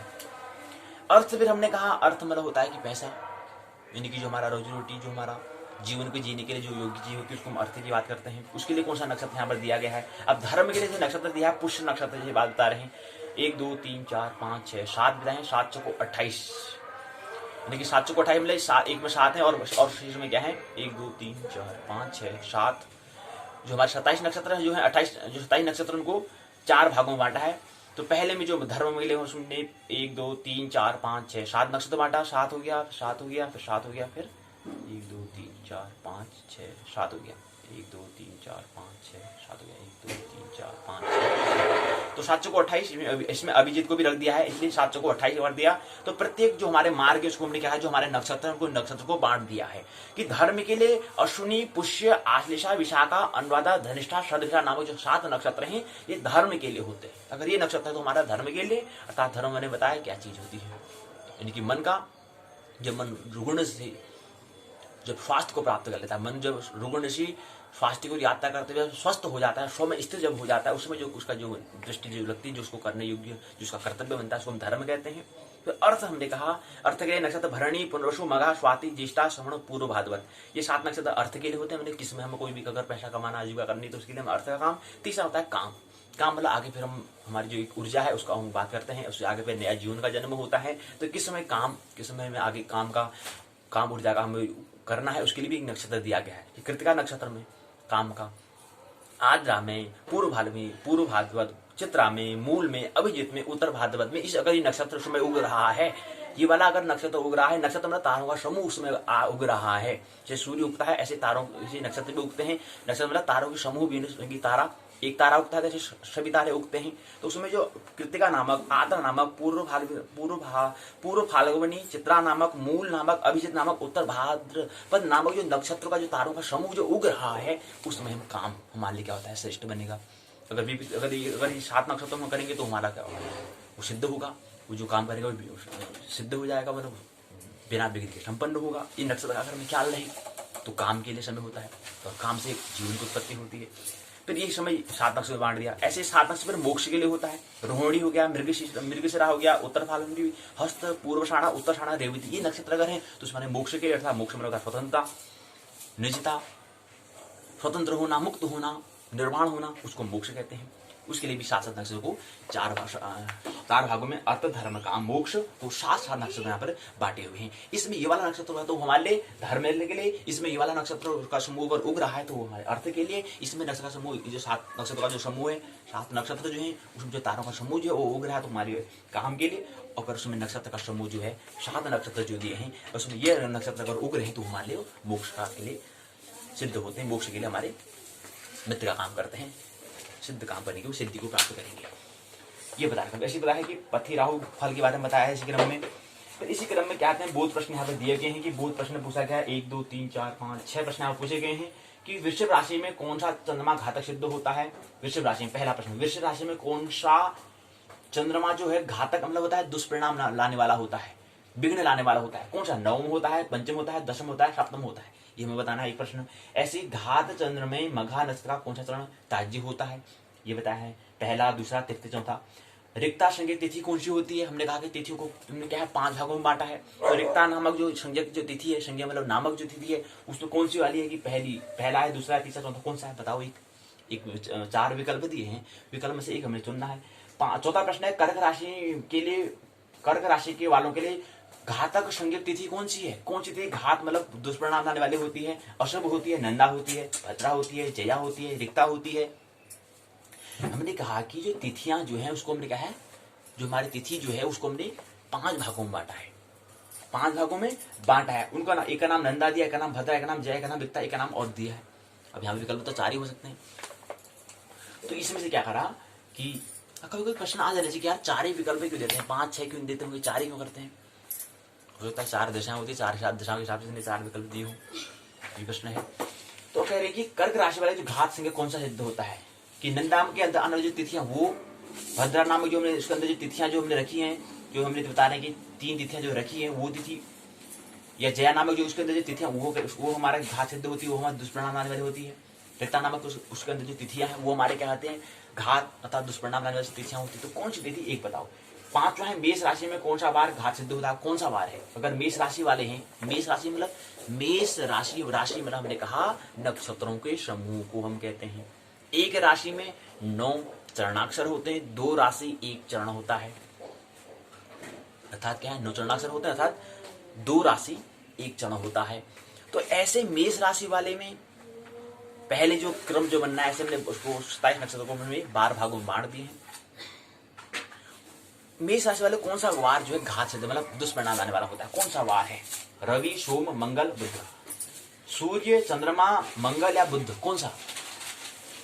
इस क्रम में छठा है मिथुन राशि वाले के लिए कौन सा नक्षत्र घात, कौन सा नक्षत्र घात संज्ञक होता है, संज्ञा मतलब नामक होता है। हस्त, चित्रा, स्वाति या विशाखा, कौन सा होता है बताओ। इसी में सारांश बातें यहाँ पर दी गई, जो इकाई दी है सारांश यहाँ पर दिया गया है। घात का क्या होता है प्रभाव, इसके बारे में बताने का प्रयास यहाँ पर किया है। तो इकाई की संरचना पूरी सारांश यहाँ पर बात दी गई है। अब जैसे हमने कहा कि क्या है कि हमने बताया कि क्या है 5 भाग होते हैं स्थितियों के। एक का नाम पूर्णा, दूसरा नाम भद्रा, तीसरा का नाम हमने कहा नंदा, चौथा का नाम हमने कहा रिक्ता, 5वें का नाम हमने कहा जया। अब जया में कौन सी तिथि होती है देखो, क्योंकि हमने कहा कि जो पूर्णा है उसमें 5वीं तिथि, 10वीं तिथि, 15वीं तिथि होती है, और भद्रा में 2री, 7वीं, 12वीं तिथि होती है, जो नाम बता रहे हैं समूह में। इसी में नंदा में पहली, प्रतिपदा, षष्ठी, एकादशी होती है। रिक्ता नामक जो समूह जो रखा है ना उसके अंदर जो तिथियां रखी हुई है चतुर्थ, नवमी और चतुर्दशी। इसी क्रम में जया नाग में तृतीया, अष्टम और त्रयोदशी को हमने रखा है। तो 5 भागों में क्या है, हमने राशि को बांटा है। अब यहाँ पर हमने कहा प्रश्न ये मेरे पूछा था, सारांश पूरी बातें यहाँ पर बता दी गई है। और अगले चरणों में समझते हैं। पारिभाषिक शब्दावली। भू पंचांग 5, भूमि एक ही है। पंचांग के 5 चरण होते हैं। मेष राशि विस्तृत है। वी 4 होते हैं। राशि का राशि में हुए रूप मन एक होता है। मन हो गया। पूर्णा क्या होती है, पूर्णा नामक जो संज्ञा जो हमने तिथियों को रखा है, पूर्णा उसको 5 भागों जो बांटा है। पहला भाग में 5वीं तिथि, 10वीं तिथि, 15वीं तिथि आती है। भद्रा में जो नामक जो तिथि जो हमने तिथियों को जो मैंने रखा है भागों में बांट दिया, उसको मैंने 5 भागों में बांटा। तो 5 वाले जो भद्रा उसमें कौन सी तिथि आती है, दूसरी आती है, 7वीं और 12वीं तिथि आती है। ऋण मानो तक कर्ज, कर्ज माना कभी उधार कभी नहीं लेना चाहिए। लोन, नो लो, लोन का मतलब बनता है। तो बहुत प्रश्न यहाँ पर जो आगे पीछे उसके यहाँ उत्तर दिए गए हैं। संदर्भ की सूची दी गई है। पाठ्य सामग्री से और अच्छा तैयार कर सकते हैं। निबंधात्मक प्रश्न पूछा, घात से आप क्या समझते हैं। निबंधात्मक हमें लघुत्तरीय और अति लघुत्तरीय और दीर्घोत्तरीय प्रश्न को हमें तैयार करने, जो हमारे परीक्षा के रिटर्न एग्जाम होगा वहाँ हमें तैयार करने। 5 और 7, 3 और 5 प्रश्न पूछने, 8 प्रश्न हमें पूछने तैयार है, वो भी करना है। वैसे हमें 150 प्रश्न 150 तैयार करने हैं। 100 प्रश्न में सत्र कार्य के लिए करने थे यहाँ छोटे वाले। और लघु के लिए हमें 28 प्रश्न करने हैं और दीर्घ के लिए 22 प्रश्न तैयार करना है। इसका मतलब 150 प्रश्न होते हैं। घात से कैसे कीजिए, घात या घात कीजिए। आकाश परिक्रम अकुल का वर्णन कीजिए।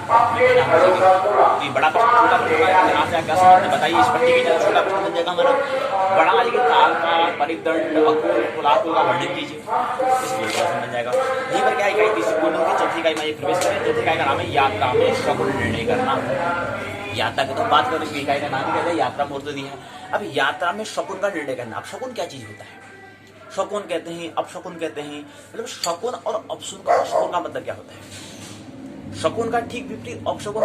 अब शकुन का मतलब होता है सकारात्मक, पॉजिटिव, विधायक, और नकारात्मक होता है नेगेटिव, विध्वंसात्मक। विधायक और विध्वंसात्मक, सृजनात्मक और विध्वंसात्मक।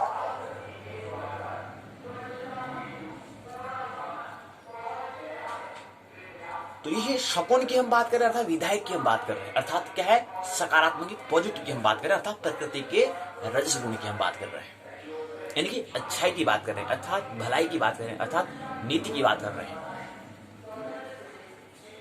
अर्थात लाभ की बात कर रहे हैं, अर्थात स्वर्ग की बात कर रहे हैं, अर्थात मान की बात कर रहे हैं। अपमान की नहीं, मान की बात कर रहे हैं।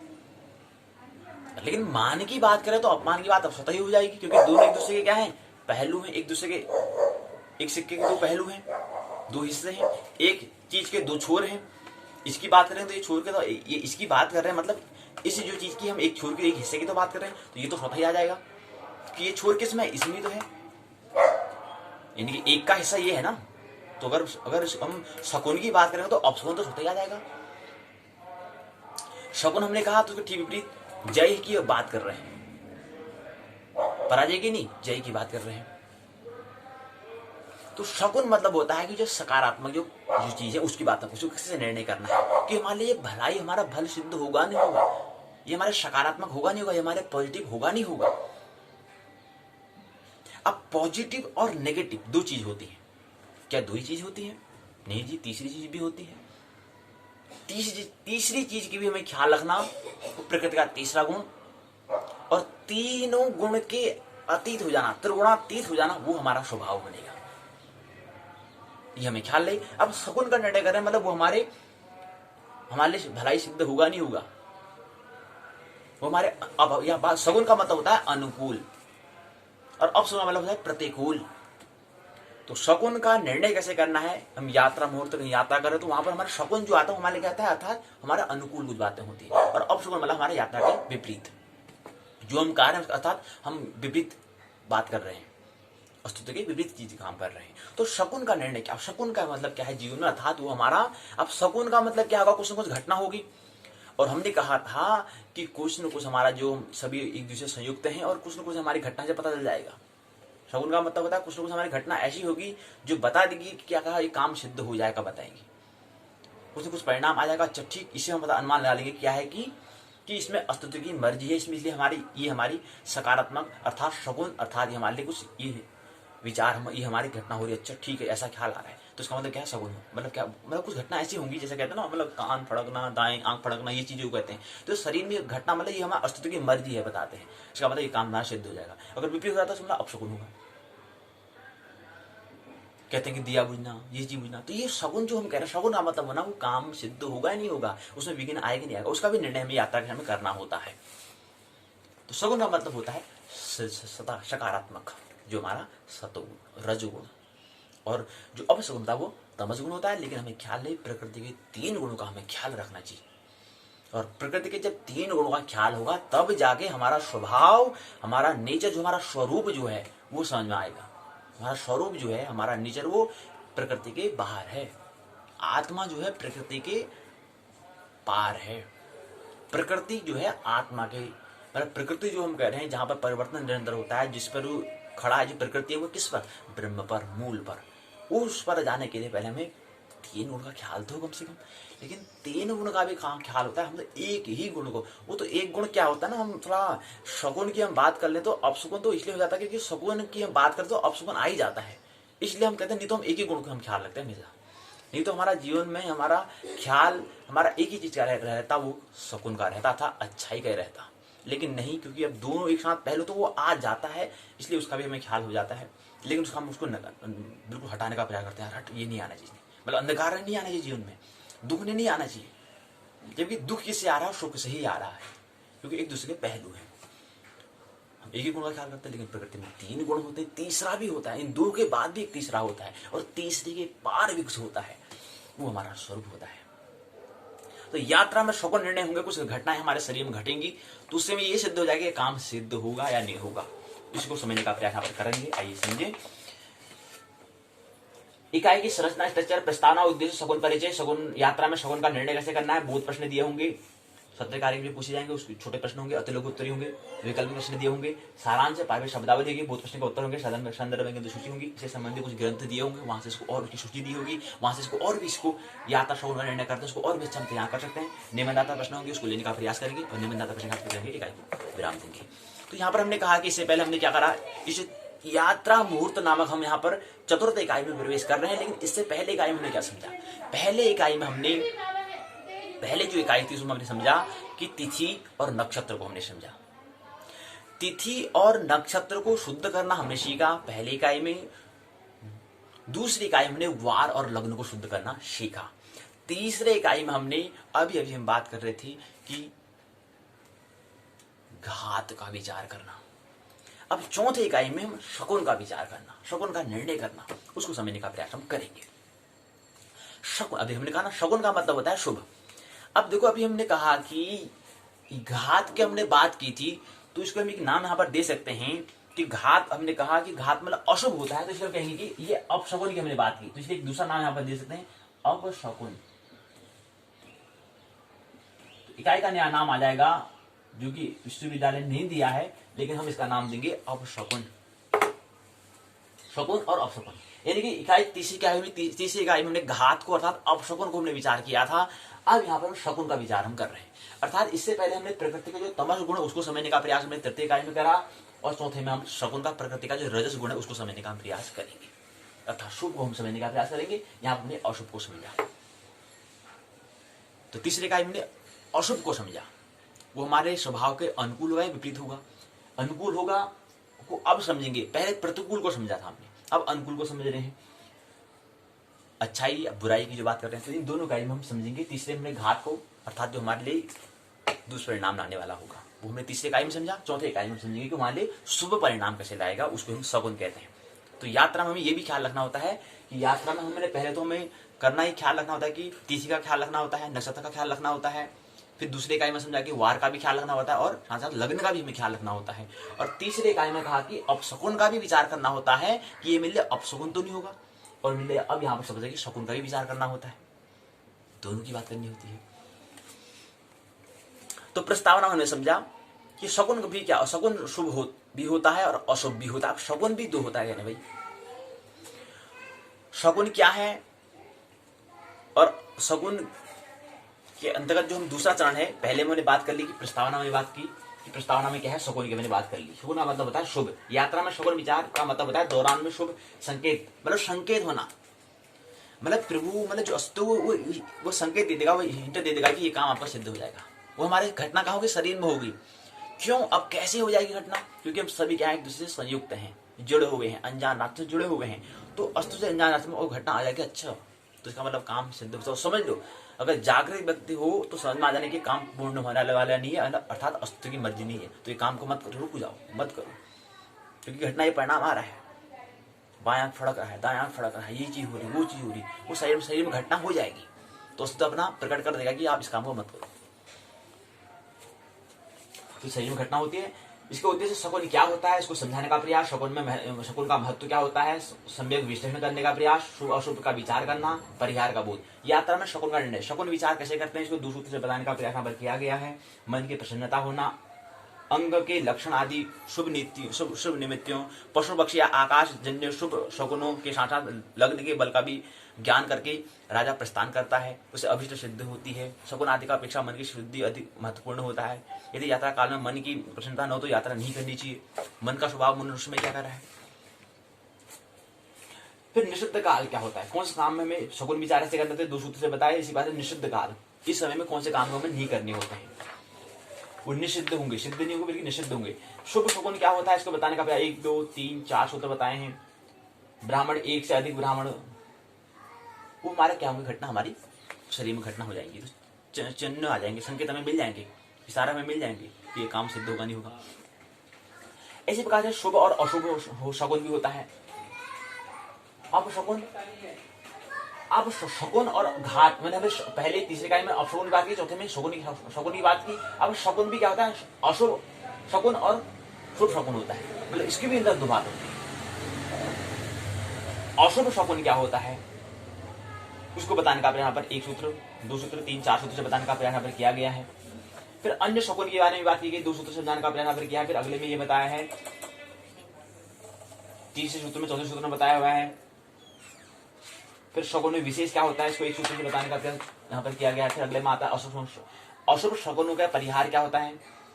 फिर 1 दिवसीय यात्रा में विशेष क्या होता है, उसको ख्याल रखना है। यात्रा में निषिद्ध काल कौन सा होता है, उसको समझाने का प्रयास। काग शब्द शकुन विचार यहाँ पर किया गया है। अब ये काग शब्द शकुन विचार मतलब कौवा का शब्द सुनकर अपने पैरों से छाया नापकर उसमें 13 और जोड़ दें, 6 का भाग दें, शेष 1 बचे तो लाभ होगा, 2 बचेगा तो खेद होगा, तीसरा आएगा तो सुख होगा, चौथा आएगा तो भोजन होगा, 5वां आएगा तो धन मिलेगा, तो 0 आएगा तो शेष बचे तो अशुभ फल जानना चाहिए। तो ऐसा होता है। पिंगल शब्द शकुन विचार, कौवे का हम कहते हैं, वो आवाज आती है, अच्छा ये चीज है, तो उसका ही प्रभाव पड़ता है। ये पूरा अब संयुक्त है। और कौवे ने ऐसा कर दिया, अब जो कौवे काक शब्द मतलब कौवे ने आवाज कर दी, उसका शब्द हो गया, उसके जहां तक वो है वहां तक उन्हें पैरों से छाया नापेंगे, तो उसे इसमें 13 और जोड़ेंगे तो 6 से भाग देंगे, शेष 1 बचेगा तो लाभ, 2 बचेगा तो खेद होगा, तीसरे में सुख मिलेगा, चौथे में भोजन मिलेगा, 5वें में धन मिलेगा। अगर 0 होगा तो वो अशुभ होगा, वो अशुभ होगा। ये इतनी जल्दी सी वैज्ञानिकता है, इसमें वैज्ञानिकता होगी क्योंकि सभी संयुक्त है। इसे पिंगल शब्द का आगा है, पिंगल का हमने बताया है। पिंगल का अगर शब्द करते तो उसका शकुन विचार करना है। छींक के अनुसार शकुन विचार, छींकना भी हम कहते हैं यार, अच्छा छींक दिया, अब इस छींकना वाला संकेत मिल गया कुछ। अब इस संकेत का हमारे जीवन में क्या विचार, कहीं कोई कर रहे हैं तो उसमें कोई छींक आ जाती है, तो उसका प्रभाव क्या होता है। छींक के शब्द को सुनकर अपने पैर की छाया नापकर उसमें 13 जोड़ें, 8 से भागा दें। अगर शेष 1 रहे तो लाभ, 2 बचे तो सिद्धि, 3 बचे तो हानि, 4 रहे तो सुख, 5 रहे तो भय, 6 रहे तो लक्ष्मी, 7 रहे तो दुख, 8 रहे तो निष्फल होगा। वो सफल नहीं होगा, वो निष्फल होगा, उसको कोई फल नहीं मिलने वाला है। पुनः दिशा के अनुसार छींक का शकुन विचार करना। पूर्व दिशा में छींक का अशुभ होता है। फिर दिशा के अनुसार भी अगर छींक हो रही तो ये भी उसकी घटना, संकेत है ना, वो छींक आना मतलब वो एक संकेत मिल गया वहां से, तो ये काम सिद्ध होगा नहीं होगा, हमें खोज करनी की सिद्ध होगा नहीं होगा। छिपकली के गिरने और गिरटी के चढ़ने का फल, उसका यहाँ पर बताया है। स्थान फल के बारे में दिया गया है। चक्र द्वारा शुभ अशुभ फल को समझना, ये पूरी यहाँ पर वैज्ञानिकता इसकी दी गई है। इसी प्रकार से आता है यात्रा में छींक के अनुसार शुभ अशुभ चक्र यहाँ पर दिया गया है। फिर अन्य अपशकुन यहाँ पर दिए गए हैं।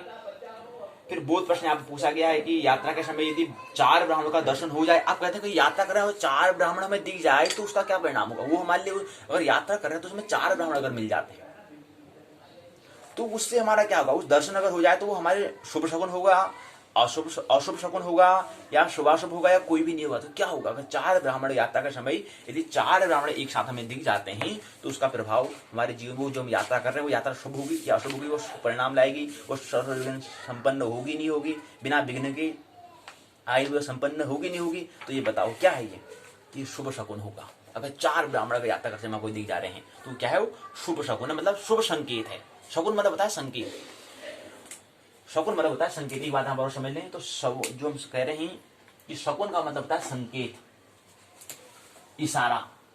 शकुन का मतलब होता है संकेत, यानी इशारा, हिंट। तो शकुन का मतलब हो गया संकेत मिलना, इशारा मिलना, अस्तित्व का इशारा, अस्तित्व की मर्जी क्या है उसका हमें संकेत हमें मिल जाता है। तो 4 यात्रा समय 4 ब्राह्मण का दर्शन हो गया तो वो क्या है, मतलब अस्तित्व की मर्जी, अस्तित्व की आशीर्वाद दिया कि आपका जो काम होगा वो हम उसमें भी हम साथ हैं आपके, हम भी इसके साथ आपके साथ हैं। तो हमें मिलता था क्या है, क्योंकि 4 ब्राह्मण का देखना वो क्या है हमारा शुभ संकेत होता है, मतलब उसमें अस्तित्व की मर्जी, अस्तित्व की भी हाँ है, ये होता है। निम्न में से कौन सा अशुभ होता है, तेल, ईंधन, नमक, तीनों। अशुभ कौन होता है, कहते हैं कि कोई भी नहीं होता है, तीनों होते हैं। तेल, ईंधन, नमक तीनों क्या है, अशुभ शकुन होते हैं। शकुन मतलब संकेत। अगर तेल का हो, ईंधन का हो, नमक का हो, तीनों क्या होते हैं, अशुभ मतलब बताया कि विपरीत, प्रतिकूल, इशारा, मतलब हमारी नहीं, हमारी मतलब अपना जो अस्तित्व की मर्जी वो क्या है, मर्जी नहीं है, हम तुम्हारे साथ नहीं है, उनका आशीर्वाद नहीं है। आशीर्वाद का मतलब ये होता है, आशीर्वाद का मतलब हम तुम्हारे साथ हैं, आशीर्वाद नहीं दिया, हम कहेंगे आपके साथ हम नहीं है। यात्रा के समय वाम भाग में शुभ माने जाते हैं, किसका, मृग का, भालू का, कोयल का, मयूर का। अब यहाँ पर मयूर से कोयल से क्या मतलब लेना देना, मतलब है पूरे ब्रह्मांड से, पूरे अस्तित्व से मतलब है। यहाँ पर हम वृक्ष से भी मतलब होगा, छोटे छोटे घास से भी मतलब है, कि वो भी क्या है, ब्रह्मांड का हिस्सा है, और सभी क्या है, संयुक्त जुड़े हुए हैं, सभी दूसरे अनजान से जुड़े हुए हैं, संयुक्त हैं। तो इसलिए भालू से भी मतलब है यहाँ पर। तो भालू का अगर ऐसा कर दिया तो यात्रा के समय और वाम भाग में शुभ माने जाते हैं। अगर किसका, मृग का होगा, भालू होगा, कोयल का, मयूर का, किसका होता है, वाम माने होता है, बायां किसका होता है, ये प्रश्न पूछा है। तो इसमें जो तीसरा जो बता रहे हैं उसमें तुम्हारा कौन सा होता है, कोयल का होता है। कोयल का अगर वाम भाग होगा तो हमारी क्या होगा, शुभ होगा, उसके अर्थात अस्तित्व ने इसके माध्यम से प्रकट कर दिया कि हम आपके साथ राजी हैं। रविवार को पूर्व दिशा की यात्रा में छींक आने से क्या फल होता है, लाभ होगा, विघ्न होगा, मित्र आगमन होगा, या विलंब होगा। चौथे का बताया है कि क्या होता है, क्या होगा इसमें, भाई कुछ नहीं होगा, विघ्न आएगा, क्योंकि पूर्व रविवार को है, रविवार वार है, पूर्व दिशा में यात्रा करते में छींक आने का फल क्या होगा, वो विघ्न लाएगा, वो सिद्ध काम नहीं होगा, उसमें रुकावट आएगी। 5वां है गुरुवार को पश्चिम दिशा में यात्रा में छींक का फल क्या होता है, भाई लाभ होगा, हानि होगा, चोर भय होगा, कोई भी नहीं। तीसरा होगा चोर का भय। तो ये परिणाम हमारे होते हैं। ये यात्रा का समय ये चीज हमें ख्याल रखनी होती है। सारांश में बातें दी गई है, इस इकाई की पूरी संक्षिप्त में बात बताने का प्रयास यहाँ पर किया गया है, यहाँ से लेकर यहाँ तक बताया है। बहुत सारी बातें यहाँ पर बताई कि क्या होता है जीवन में। फिर पावे शब्दा विवरण होता है, ब्राह्मण हो गया, कुसुम माने फूल हो गया, दर्पण माने आईना हो गया, आईना मिरर। प्राण के समय, मृत्यु के समय। अपशकुन मतलब अशुभ संकेत। हमने कहा ना शकुन का मतलब होता है संकेत होना। अब संकेत जो है, संकेत क्या होंगे, वो 2 तरह से हो सकते हैं इशारे। एक इशारे हमारे सकारात्मक के लिए, एक हमारे विध्वनात्मक नकारात्मक। 2 हमारे संकेत, नेगेटिव और पॉजिटिव संकेत हो सकते हैं अस्तित्व के माध्यम से। वो किसी के माध्यम से, पशु पक्षी किन्हीं के भी माध्यम से हो सकता है, वो कोई भी माध्यम बन सकता है उसका। तो शकुन का मतलब संकेत होता है, इशारा होता है। और अपशकुन मतलब संकेत है, लेकिन संकेत कैसा, विपरीत, घात। शकुन संकेत हो गया, और अपशकुन भी क्या होता है, अपशकुन उसके विपरीत की बात कर रहे हैं, नेगेटिव की बात कर रहे हैं। तो इशारा जो है अस्तित्व की मर्जी का प्रकट होना शकुन और अपशकुन के तरफ होता है। मतलब संकेत जो होते हैं वो 2 तरह से हो सकते हैं। संकेत जो है दो तरह से हो सकते हैं, मतलब कि मर्जी हाँ या ना, हाँ या ना, हाँ होगा तो शकुन हो जाएगा और ना होगा तो अपशकुन हो जाएगा, यही दो अंतर होते हैं। बहुत प्रश्न जो आगे इसके उत्तर यहाँ पर दिए गए हैं, संदर्भ ग्रंथ सूची दी है, छाया पाठ्य सामग्री यहाँ पर दी, जिसको इससे माध्यम से और उसको अच्छा हम तैयार कर सकते हैं। निबंधात्मक प्रश्न 3 पूछे गए हैं। शुभ शकुन का वर्णन कीजिए, छोटा प्रश्न बन जाएगा। अति लघु उत्तरी प्रश्न बन जाएगा, यानी 7 अंक वाला बन जाएगा। और अशुभ शकुनों का परिचय देते उसका परिहार कीजिए, अशुभ शकुन का परिचय उसका परिहार कीजिए, इनके बड़ा प्रश्न बन जाएगा। ज्योतिष में शकुन का क्या महत्व है समझाइए, ये प्रश्न महत्वपूर्ण प्रश्न है कि ज्योतिष में शकुन का मतलब संकेतों का क्या मतलब होता है, इसको समझाओ, ये बड़ा प्रश्न बनेगा, अर्थात 15 अंक का प्रश्न बनेगा। क्या मतलब है ज्योतिष में। और इसी के साथ हम क्या करें, प्रश्न इकाई जो है चौथी इकाई को विराम देते हैं। चौथी इकाई थी शकुन विचार, तीसरी इकाई अपशकुन विचार था, चौथी इकाई शकुन विचार था। इन दोनों इकाई को हमने समझने का प्रयास यहाँ पर किया। इसी के साथ हम क्या करते हैं, इकाई को विराम देते हैं। आइए पाठशाला के भाग 1 में प्रवेश करें। पाठशाला के भाग 1 में हम स्नातक प्रथम वर्ष ब्रह्मांड एवं काल, उसमें हमने आकाशगंगा निहारिका को हमने संक्षिप्त में समझा। एक बार आज इसको हम एक बार पुनरावृत्ति और कर लेते हैं कि कोई बात छूट तो नहीं रही है, इसको देख लें। फिर उसके बाद हम सौर मंडल की ओर हम समझ रहे थे, ग्रहों को समझने का हम प्रयास कर रहे थे। सौर मंडल के जो सदस्य हैं, जिससे सौर मंडल बना है, उसकी बात कर रहे थे। तो इसमें कुछ बातें और जो हमें समझनी है, बाकी हमने बात इसमें करी दी है, लेकिन कुछ अगर बातें और खगोल के बारे में जो बात हमें करनी है तो उसको भी यहाँ पर समझ लेंगे। और कुछ बातें रह जाती हैं उसको बाद में बात कर लेंगे, लेकिन थोड़ा बहुत हमने बात की थी कि धरती के आकार वाले ग्रह पर जीवन के संकेत हैं। सुपर अर्थ की खोज हुई, मिल सकती है एलियन।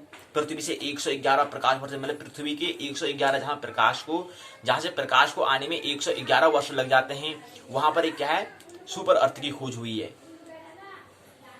सुपर धरती के आकार वाले ग्रह पर जीवन के संकेत मिले हैं।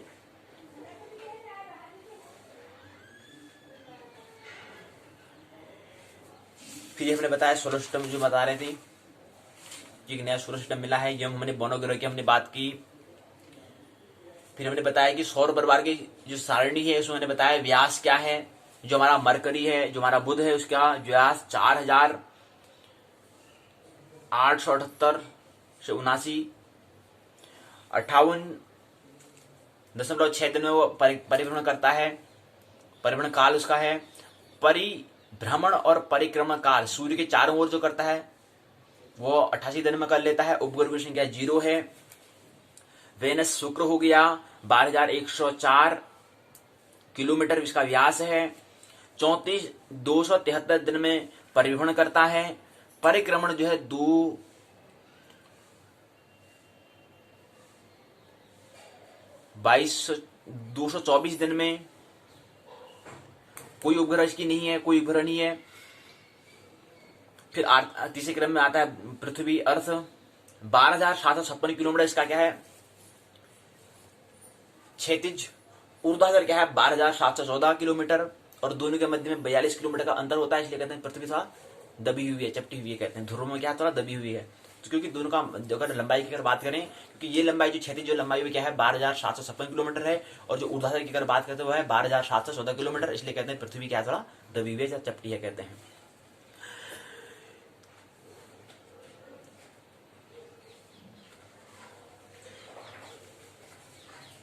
तीन सौ 365 दिन इसका परिक्रमण काल 365.06 अर्थात एक वर्ष में इतना समय होता है। और हर चौथे वर्ष में कहते हैं कि हमारा दिन फरवरी का महीना 29 हो जाता है। वो इसलिए हो जाता है क्योंकि प्रतिदिन क्या है, प्रति वर्ष 6 घंटे ज्यादा, 365 दिन 6 घंटे जोड़ते हैं, और 6 को 24, यानी कि चौथे वर्ष में वो 24 घंटे क्या 24 घंटे अर्थात एक दिन बन जाता है। इसलिए कहते हैं कि फरवरी क्या 29 गई, और उसमें हम गणना कर लेते हैं कि उस दिन हमारा वर्ष अर्थात 2024 में हमारा वर्ष क्या होगा, 366 दिन का होगा। 3 घंटे 48 मिनट 46 सेकंड में क्या है, पृथ्वी अपनी कील पर एक परिक्रमण कर लेती है। उसको समय जो लगता है वो 23 घंटे का समय लगता है, 48 मिनट का 46 सेकंड का, 23 घंटे 48 मिनट 46 सेकंड का वक्त लगता है। इतने वक्त में अपनी कील में क्या पूर्ण गति कर लेती है, एक कील में, जिसको हम एक दिन एक अहोरात्र कहते हैं, एक दिन रात कहते हैं, एक अहोरात्र कहते हैं।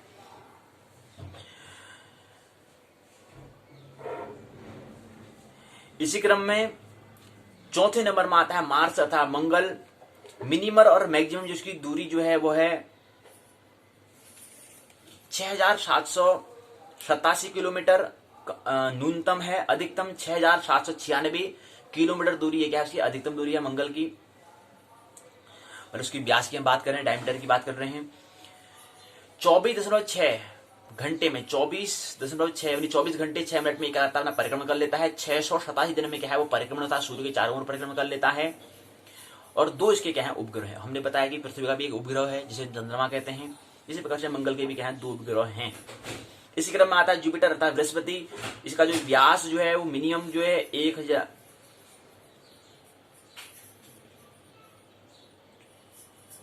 1,42,800, न्यूनतम 1,42,984, अधिकतम इसका व्यास है। 9.9 घंटे में ये क्या करता है, एक अपने अक्ष पर गति कर लेता है, अपने कील पर घूम लेता है, पूर्ण कर एक गति पूरी हो जाती है, उसकी एक परिक्रमण कर लेता है, एक घूर्णन कर लेता है। और सूर्य के चारों अर्थात परिक्रमण हमने कहा तो सूर्य के चारों ओर करने में कितना समय लगता है, 11 वर्ष 11.86 से लेकर के 11.90 साल लग जाते हैं। करीब करीब 12 वर्ष करीब लग जाते हैं सूर्य के चारों ओर परिक्रमण करने में। उपग्रहों की संख्या 64 से 87 तक हो सकते हैं। 64 से 67 उपग्रह हो सकते हैं, और भी हो सकते हैं, कोई जरूरी नहीं है कि इतने ही हैं। इसी क्रम में 5वें नंबर में बृहस्पति था, जुपिटर था। 6ठे नंबर में आता है सैटर्न अर्थात शनि। इसका जो व्यास जो है वो है 1,20,536 न्यूनतम है, और अधिकतम 1,20,660 अधिकतम इसका व्यास है। इसका अपने अक्ष पर अपने कील पर घूमने में जो समय लगता है वो 10.3 घंटे अर्थात 10 घंटे कुछ मिनट का 3 मिनट का वक्त लगता है। और अपने सूर्य के चारों ओर परिक्रमण करने में समय जो लगता है वो लगता है 29.46 से 29.50 अर्थात करीब 29 वर्ष करीब लग जाते हैं। इसके उपग्रहों की संख्या अगर बात करें तो 62 उपग्रह इसके पास हैं। इसी क्रम में आता है 7वें नंबर अरुण आता है, यूरेन आता है, यूरेन। और 8वें नंबर में आता है नेपच्यून। यूरेन जो अरुण जो है, यूरेन जो हम कह रहे हैं, यूरेनस जो हम कह रहे हैं, वो उसका जो व्यास जो है वो है 51,118 किलोमीटर, 17 घंटे करीब 17 घंटे 20 मिनट करीब समय लग जाता है इसको अपनी कील पर घूमने में। और पृथ्वी यानी कि सूर्य के चारों ओर जो उसका परिक्रमण करने में जो परिक्रमण करने में इसको समय लगता है 84 वर्ष का करीब वर्ष लग जाते हैं। और 27 के उपग्रह हैं। इसी क्रम हमने नेपच्यून की हमने बात की, वरुण की हमने बात की। इसमें इसका जो व्यास जो है अधिकतम और न्यूनतम की बात करें, न्यूनतम जो है वो 49,100 और अधिकतम जो इसकी दूरी है वो है 49,528 इसकी अधिकतम इसका व्यास डायमीटर है। इसको परिक्रमण अपने कील पर घूमने पर, अपने अक्ष पर घूमने पर 16 घंटे करीब लग जाते हैं, 16.1 घंटा। सूर्य के चारों ओर परिक्रमण करने में, सूर्य के चारों ओर गति उसकी चारों ओर परिक्रमा करने में जो समय लगता है उसको 164 वर्ष के करीब 164.8 वर्ष लग जाते हैं, 165 वर्ष के करीब लग जाता है। उपग्रह की संख्या 13 है। तो ये हमने 8 ग्रह कहे, मरकरी बुध हो गया, वेनस शुक्र हो गया, अर्थ पृथ्वी हो गया, मार्स मंगल हो गया, जुपिटर बृहस्पति हो गया, सैटर्न शनि हो गया, यूरेनस अरुण हो गया, नेपच्यून वरुण हो गया। ये 8 उपग्रह हैं। 9वां ग्रह सूर्य हो गया, सन हो गया। 10वां ग्रह चंद्रमा मून हो गया। 11वां ग्रह राहु हो गया। 12वां ग्रह केतु हो गया। तो ये वर्तमान की स्थिति आधार पर बौने ग्रह भी होते हैं। यम इसमें आता है, प्लेटो आता है। अगस्त 2006 को बौना ग्रह कह दिया है। अंतर्राष्ट्रीय जो अंतर्राष्ट्रीय एजेंसी संस्थान जो उन्होंने कह दिया कि ये बौना ग्रह के अंतर श्रेणी में नहीं आएगा। 2006 से वो क्या है, अगस्त 2006 से वो बौने ग्रह में रख दिया गया है। तो यम उसके अंदर आता है, आकार छोटा होता है। फिर सेरस भी इसके अंदर दूसरा ग्रह आता है, बौना ग्रह। इसी क्रम में अन्य ग्रह एक है लघु सौरमंडलीय पिंड, जिसे क्षुद्र ग्रह भी हम कहते हैं, एस्टेरॉइड हम इसे कहें, वो होते हैं सौरमंडल के अंदर। फिर धूमकेतु, कोमेट भी होते हैं, धूमकेतु भी होते हैं। अब धूमकेतु ये क्या है, इसको संक्षिप्त में समझिए, फिर आज की पाठशाला में ही उसको विराम देंगे। भाग 1 को, पाठशाला के भाग 1 को विराम देंगे और पाठशाला को भी विराम देंगे। फिर कल की पाठशाला में थोड़ा और उसको ले लेंगे, जो बातें कुछ महत्वपूर्ण होंगी, जो छुट्टी होंगी, उसको ले लेंगे। अब ने कहा कि सौरमंडल में एस्टेरॉइड क्या होता है, क्षुद्र ग्रह क्या होता है, ये बौने ग्रह क्या होते हैं, वामन ग्रह जिसे हम कहें। वामन ग्रह मतलब जिसका आकार चंद्रमा से भी छोटा हो, उसको अपनी कक्षा का वृत्ताकार वो नहीं होता, उनकी कक्षा वृत्ताकार नहीं होती है। तीसरा वजह होता है कक्षा, वरुण की कक्षा को काटना होता है, इसलिए वरुण में जो हमारा प्लूटो जो है उसको हमने बौना ग्रह, वामन ग्रह हमने इसको कहा, जिसकी वजह है। इसमें सेरस को भी हमने कहा कि ये क्या है, बौना ग्रह है, वामन ग्रह है। इसकी खोज इटली में खगोल शास्त्री पियाजी ने किया था। कुछ जो है वो ग्रह के जो नियम होते हैं उस नियम में नहीं आया, इसलिए इसको हमने बौना ग्रह कहा, वामन ग्रह कहा। ग्रह तो है क्योंकि घूम तो रहा है। ग्रह का जो मुख्य जो बात होती है वो ग्रह किसे कहते हैं, जो घूमे, जो चलायमान रहे, जो निरंतर घुमक्कड़ हो, जो घूम रहा हो, निरंतर चलायमान हो, गतिशील हो, उसको हम ग्रह कहते हैं। इसलिए हमने ग्रह और उपग्रह और वामन ग्रह या क्षुद्र ग्रह, ये तो हम कह रहे हैं, या बौना ग्रह भी हम कह रहे हैं, धूम कह रहे हैं, वो क्या है, घूम रहे हैं, इसलिए हमने ग्रह कहा। इसलिए पीछे उसका नाम ग्रह लगाना अनिवार्य है, क्योंकि घूम तो रहे हैं वो, क्षुद्र ग्रह चाहे भले और नियम को फॉलो नहीं कर रहे हैं और नियम को लागू सिद्ध नहीं कर रहे हैं, लेकिन है तो ग्रह, घूम तो रहे हैं। तो सौर मंडल की पिंड हमने कहा, एस्टेरॉइड अगले क्रम में आता है। मंगल एवं बृहस्पति ग्रह की कक्षाओं के बीच कुछ छोटे छोटे आकाशीय पिंड होते हैं जो सूर्य की परिक्रमा कर रहे हैं, इसको हम एस्टेरॉइड कहते हैं, क्षुद्र ग्रह कहते हैं। अब ये भी तो परिक्रमा कर रहे हैं, ये भी तो घूम रहे हैं, ये भी तो चलायमान है, ये भी गतिशील है, इसलिए हमने एस्टेरॉइड कहा। तो वो भी क्या है, ग्रह होता है, अर्थात क्षुद्र ग्रह हम कहते हैं, लेकिन छोटे होते हैं, क्षुद्र मतलब सूक्ष्म। इसी क्रम में धूमकेतु कोमेट भी आते हैं। सौरमंडल के छोर पर बहुत ही छोटे छोटे अरबों पिंड, मतलब धूमकेतु में क्षुद्र ग्रह से भी छोटे और छोटे होते हैं। धूमकेतु हम किसको कहते हैं, जैसे केतु हमने कहा, केतु मतलब तो छाया ग्रह हो गए, राहु केतु कह रहे हैं। ऐसे कि धूमकेतु हम कह रहे हैं, मतलब बहुत छोटे होते हैं। सौरमंडल के छोर पर बहुत छोटे छोटे अरबों पिंड विद्यमान होते हैं, जो कोमेट या पुच्छल तारा भी उसको हम कहते हैं। धूमकेतु कोमेट अर्थात पुच्छल तारा हम कहें। यह गैस और धूल का संग्रह होता है, आकाश में लंबी चमकदार पूंछ सहित प्रकाश से चमकीले गोल के रूप में दिखाई देते हैं। धूमकेतु केवल तभी दिखाई पड़ता है जब सूर्य की ओर अग्रसर होता है, क्योंकि सूर्य किरणें उसकी गैस को चमकीला बना देती है। धूमकेतु की पूंछ हमेशा सूर्य से दूर होता दिखाई देता है। हेले नामक धूमकेतु का परिक्रमण काल 76 वर्ष, यह अंतिम बार 1986 में दिखाई पड़ा।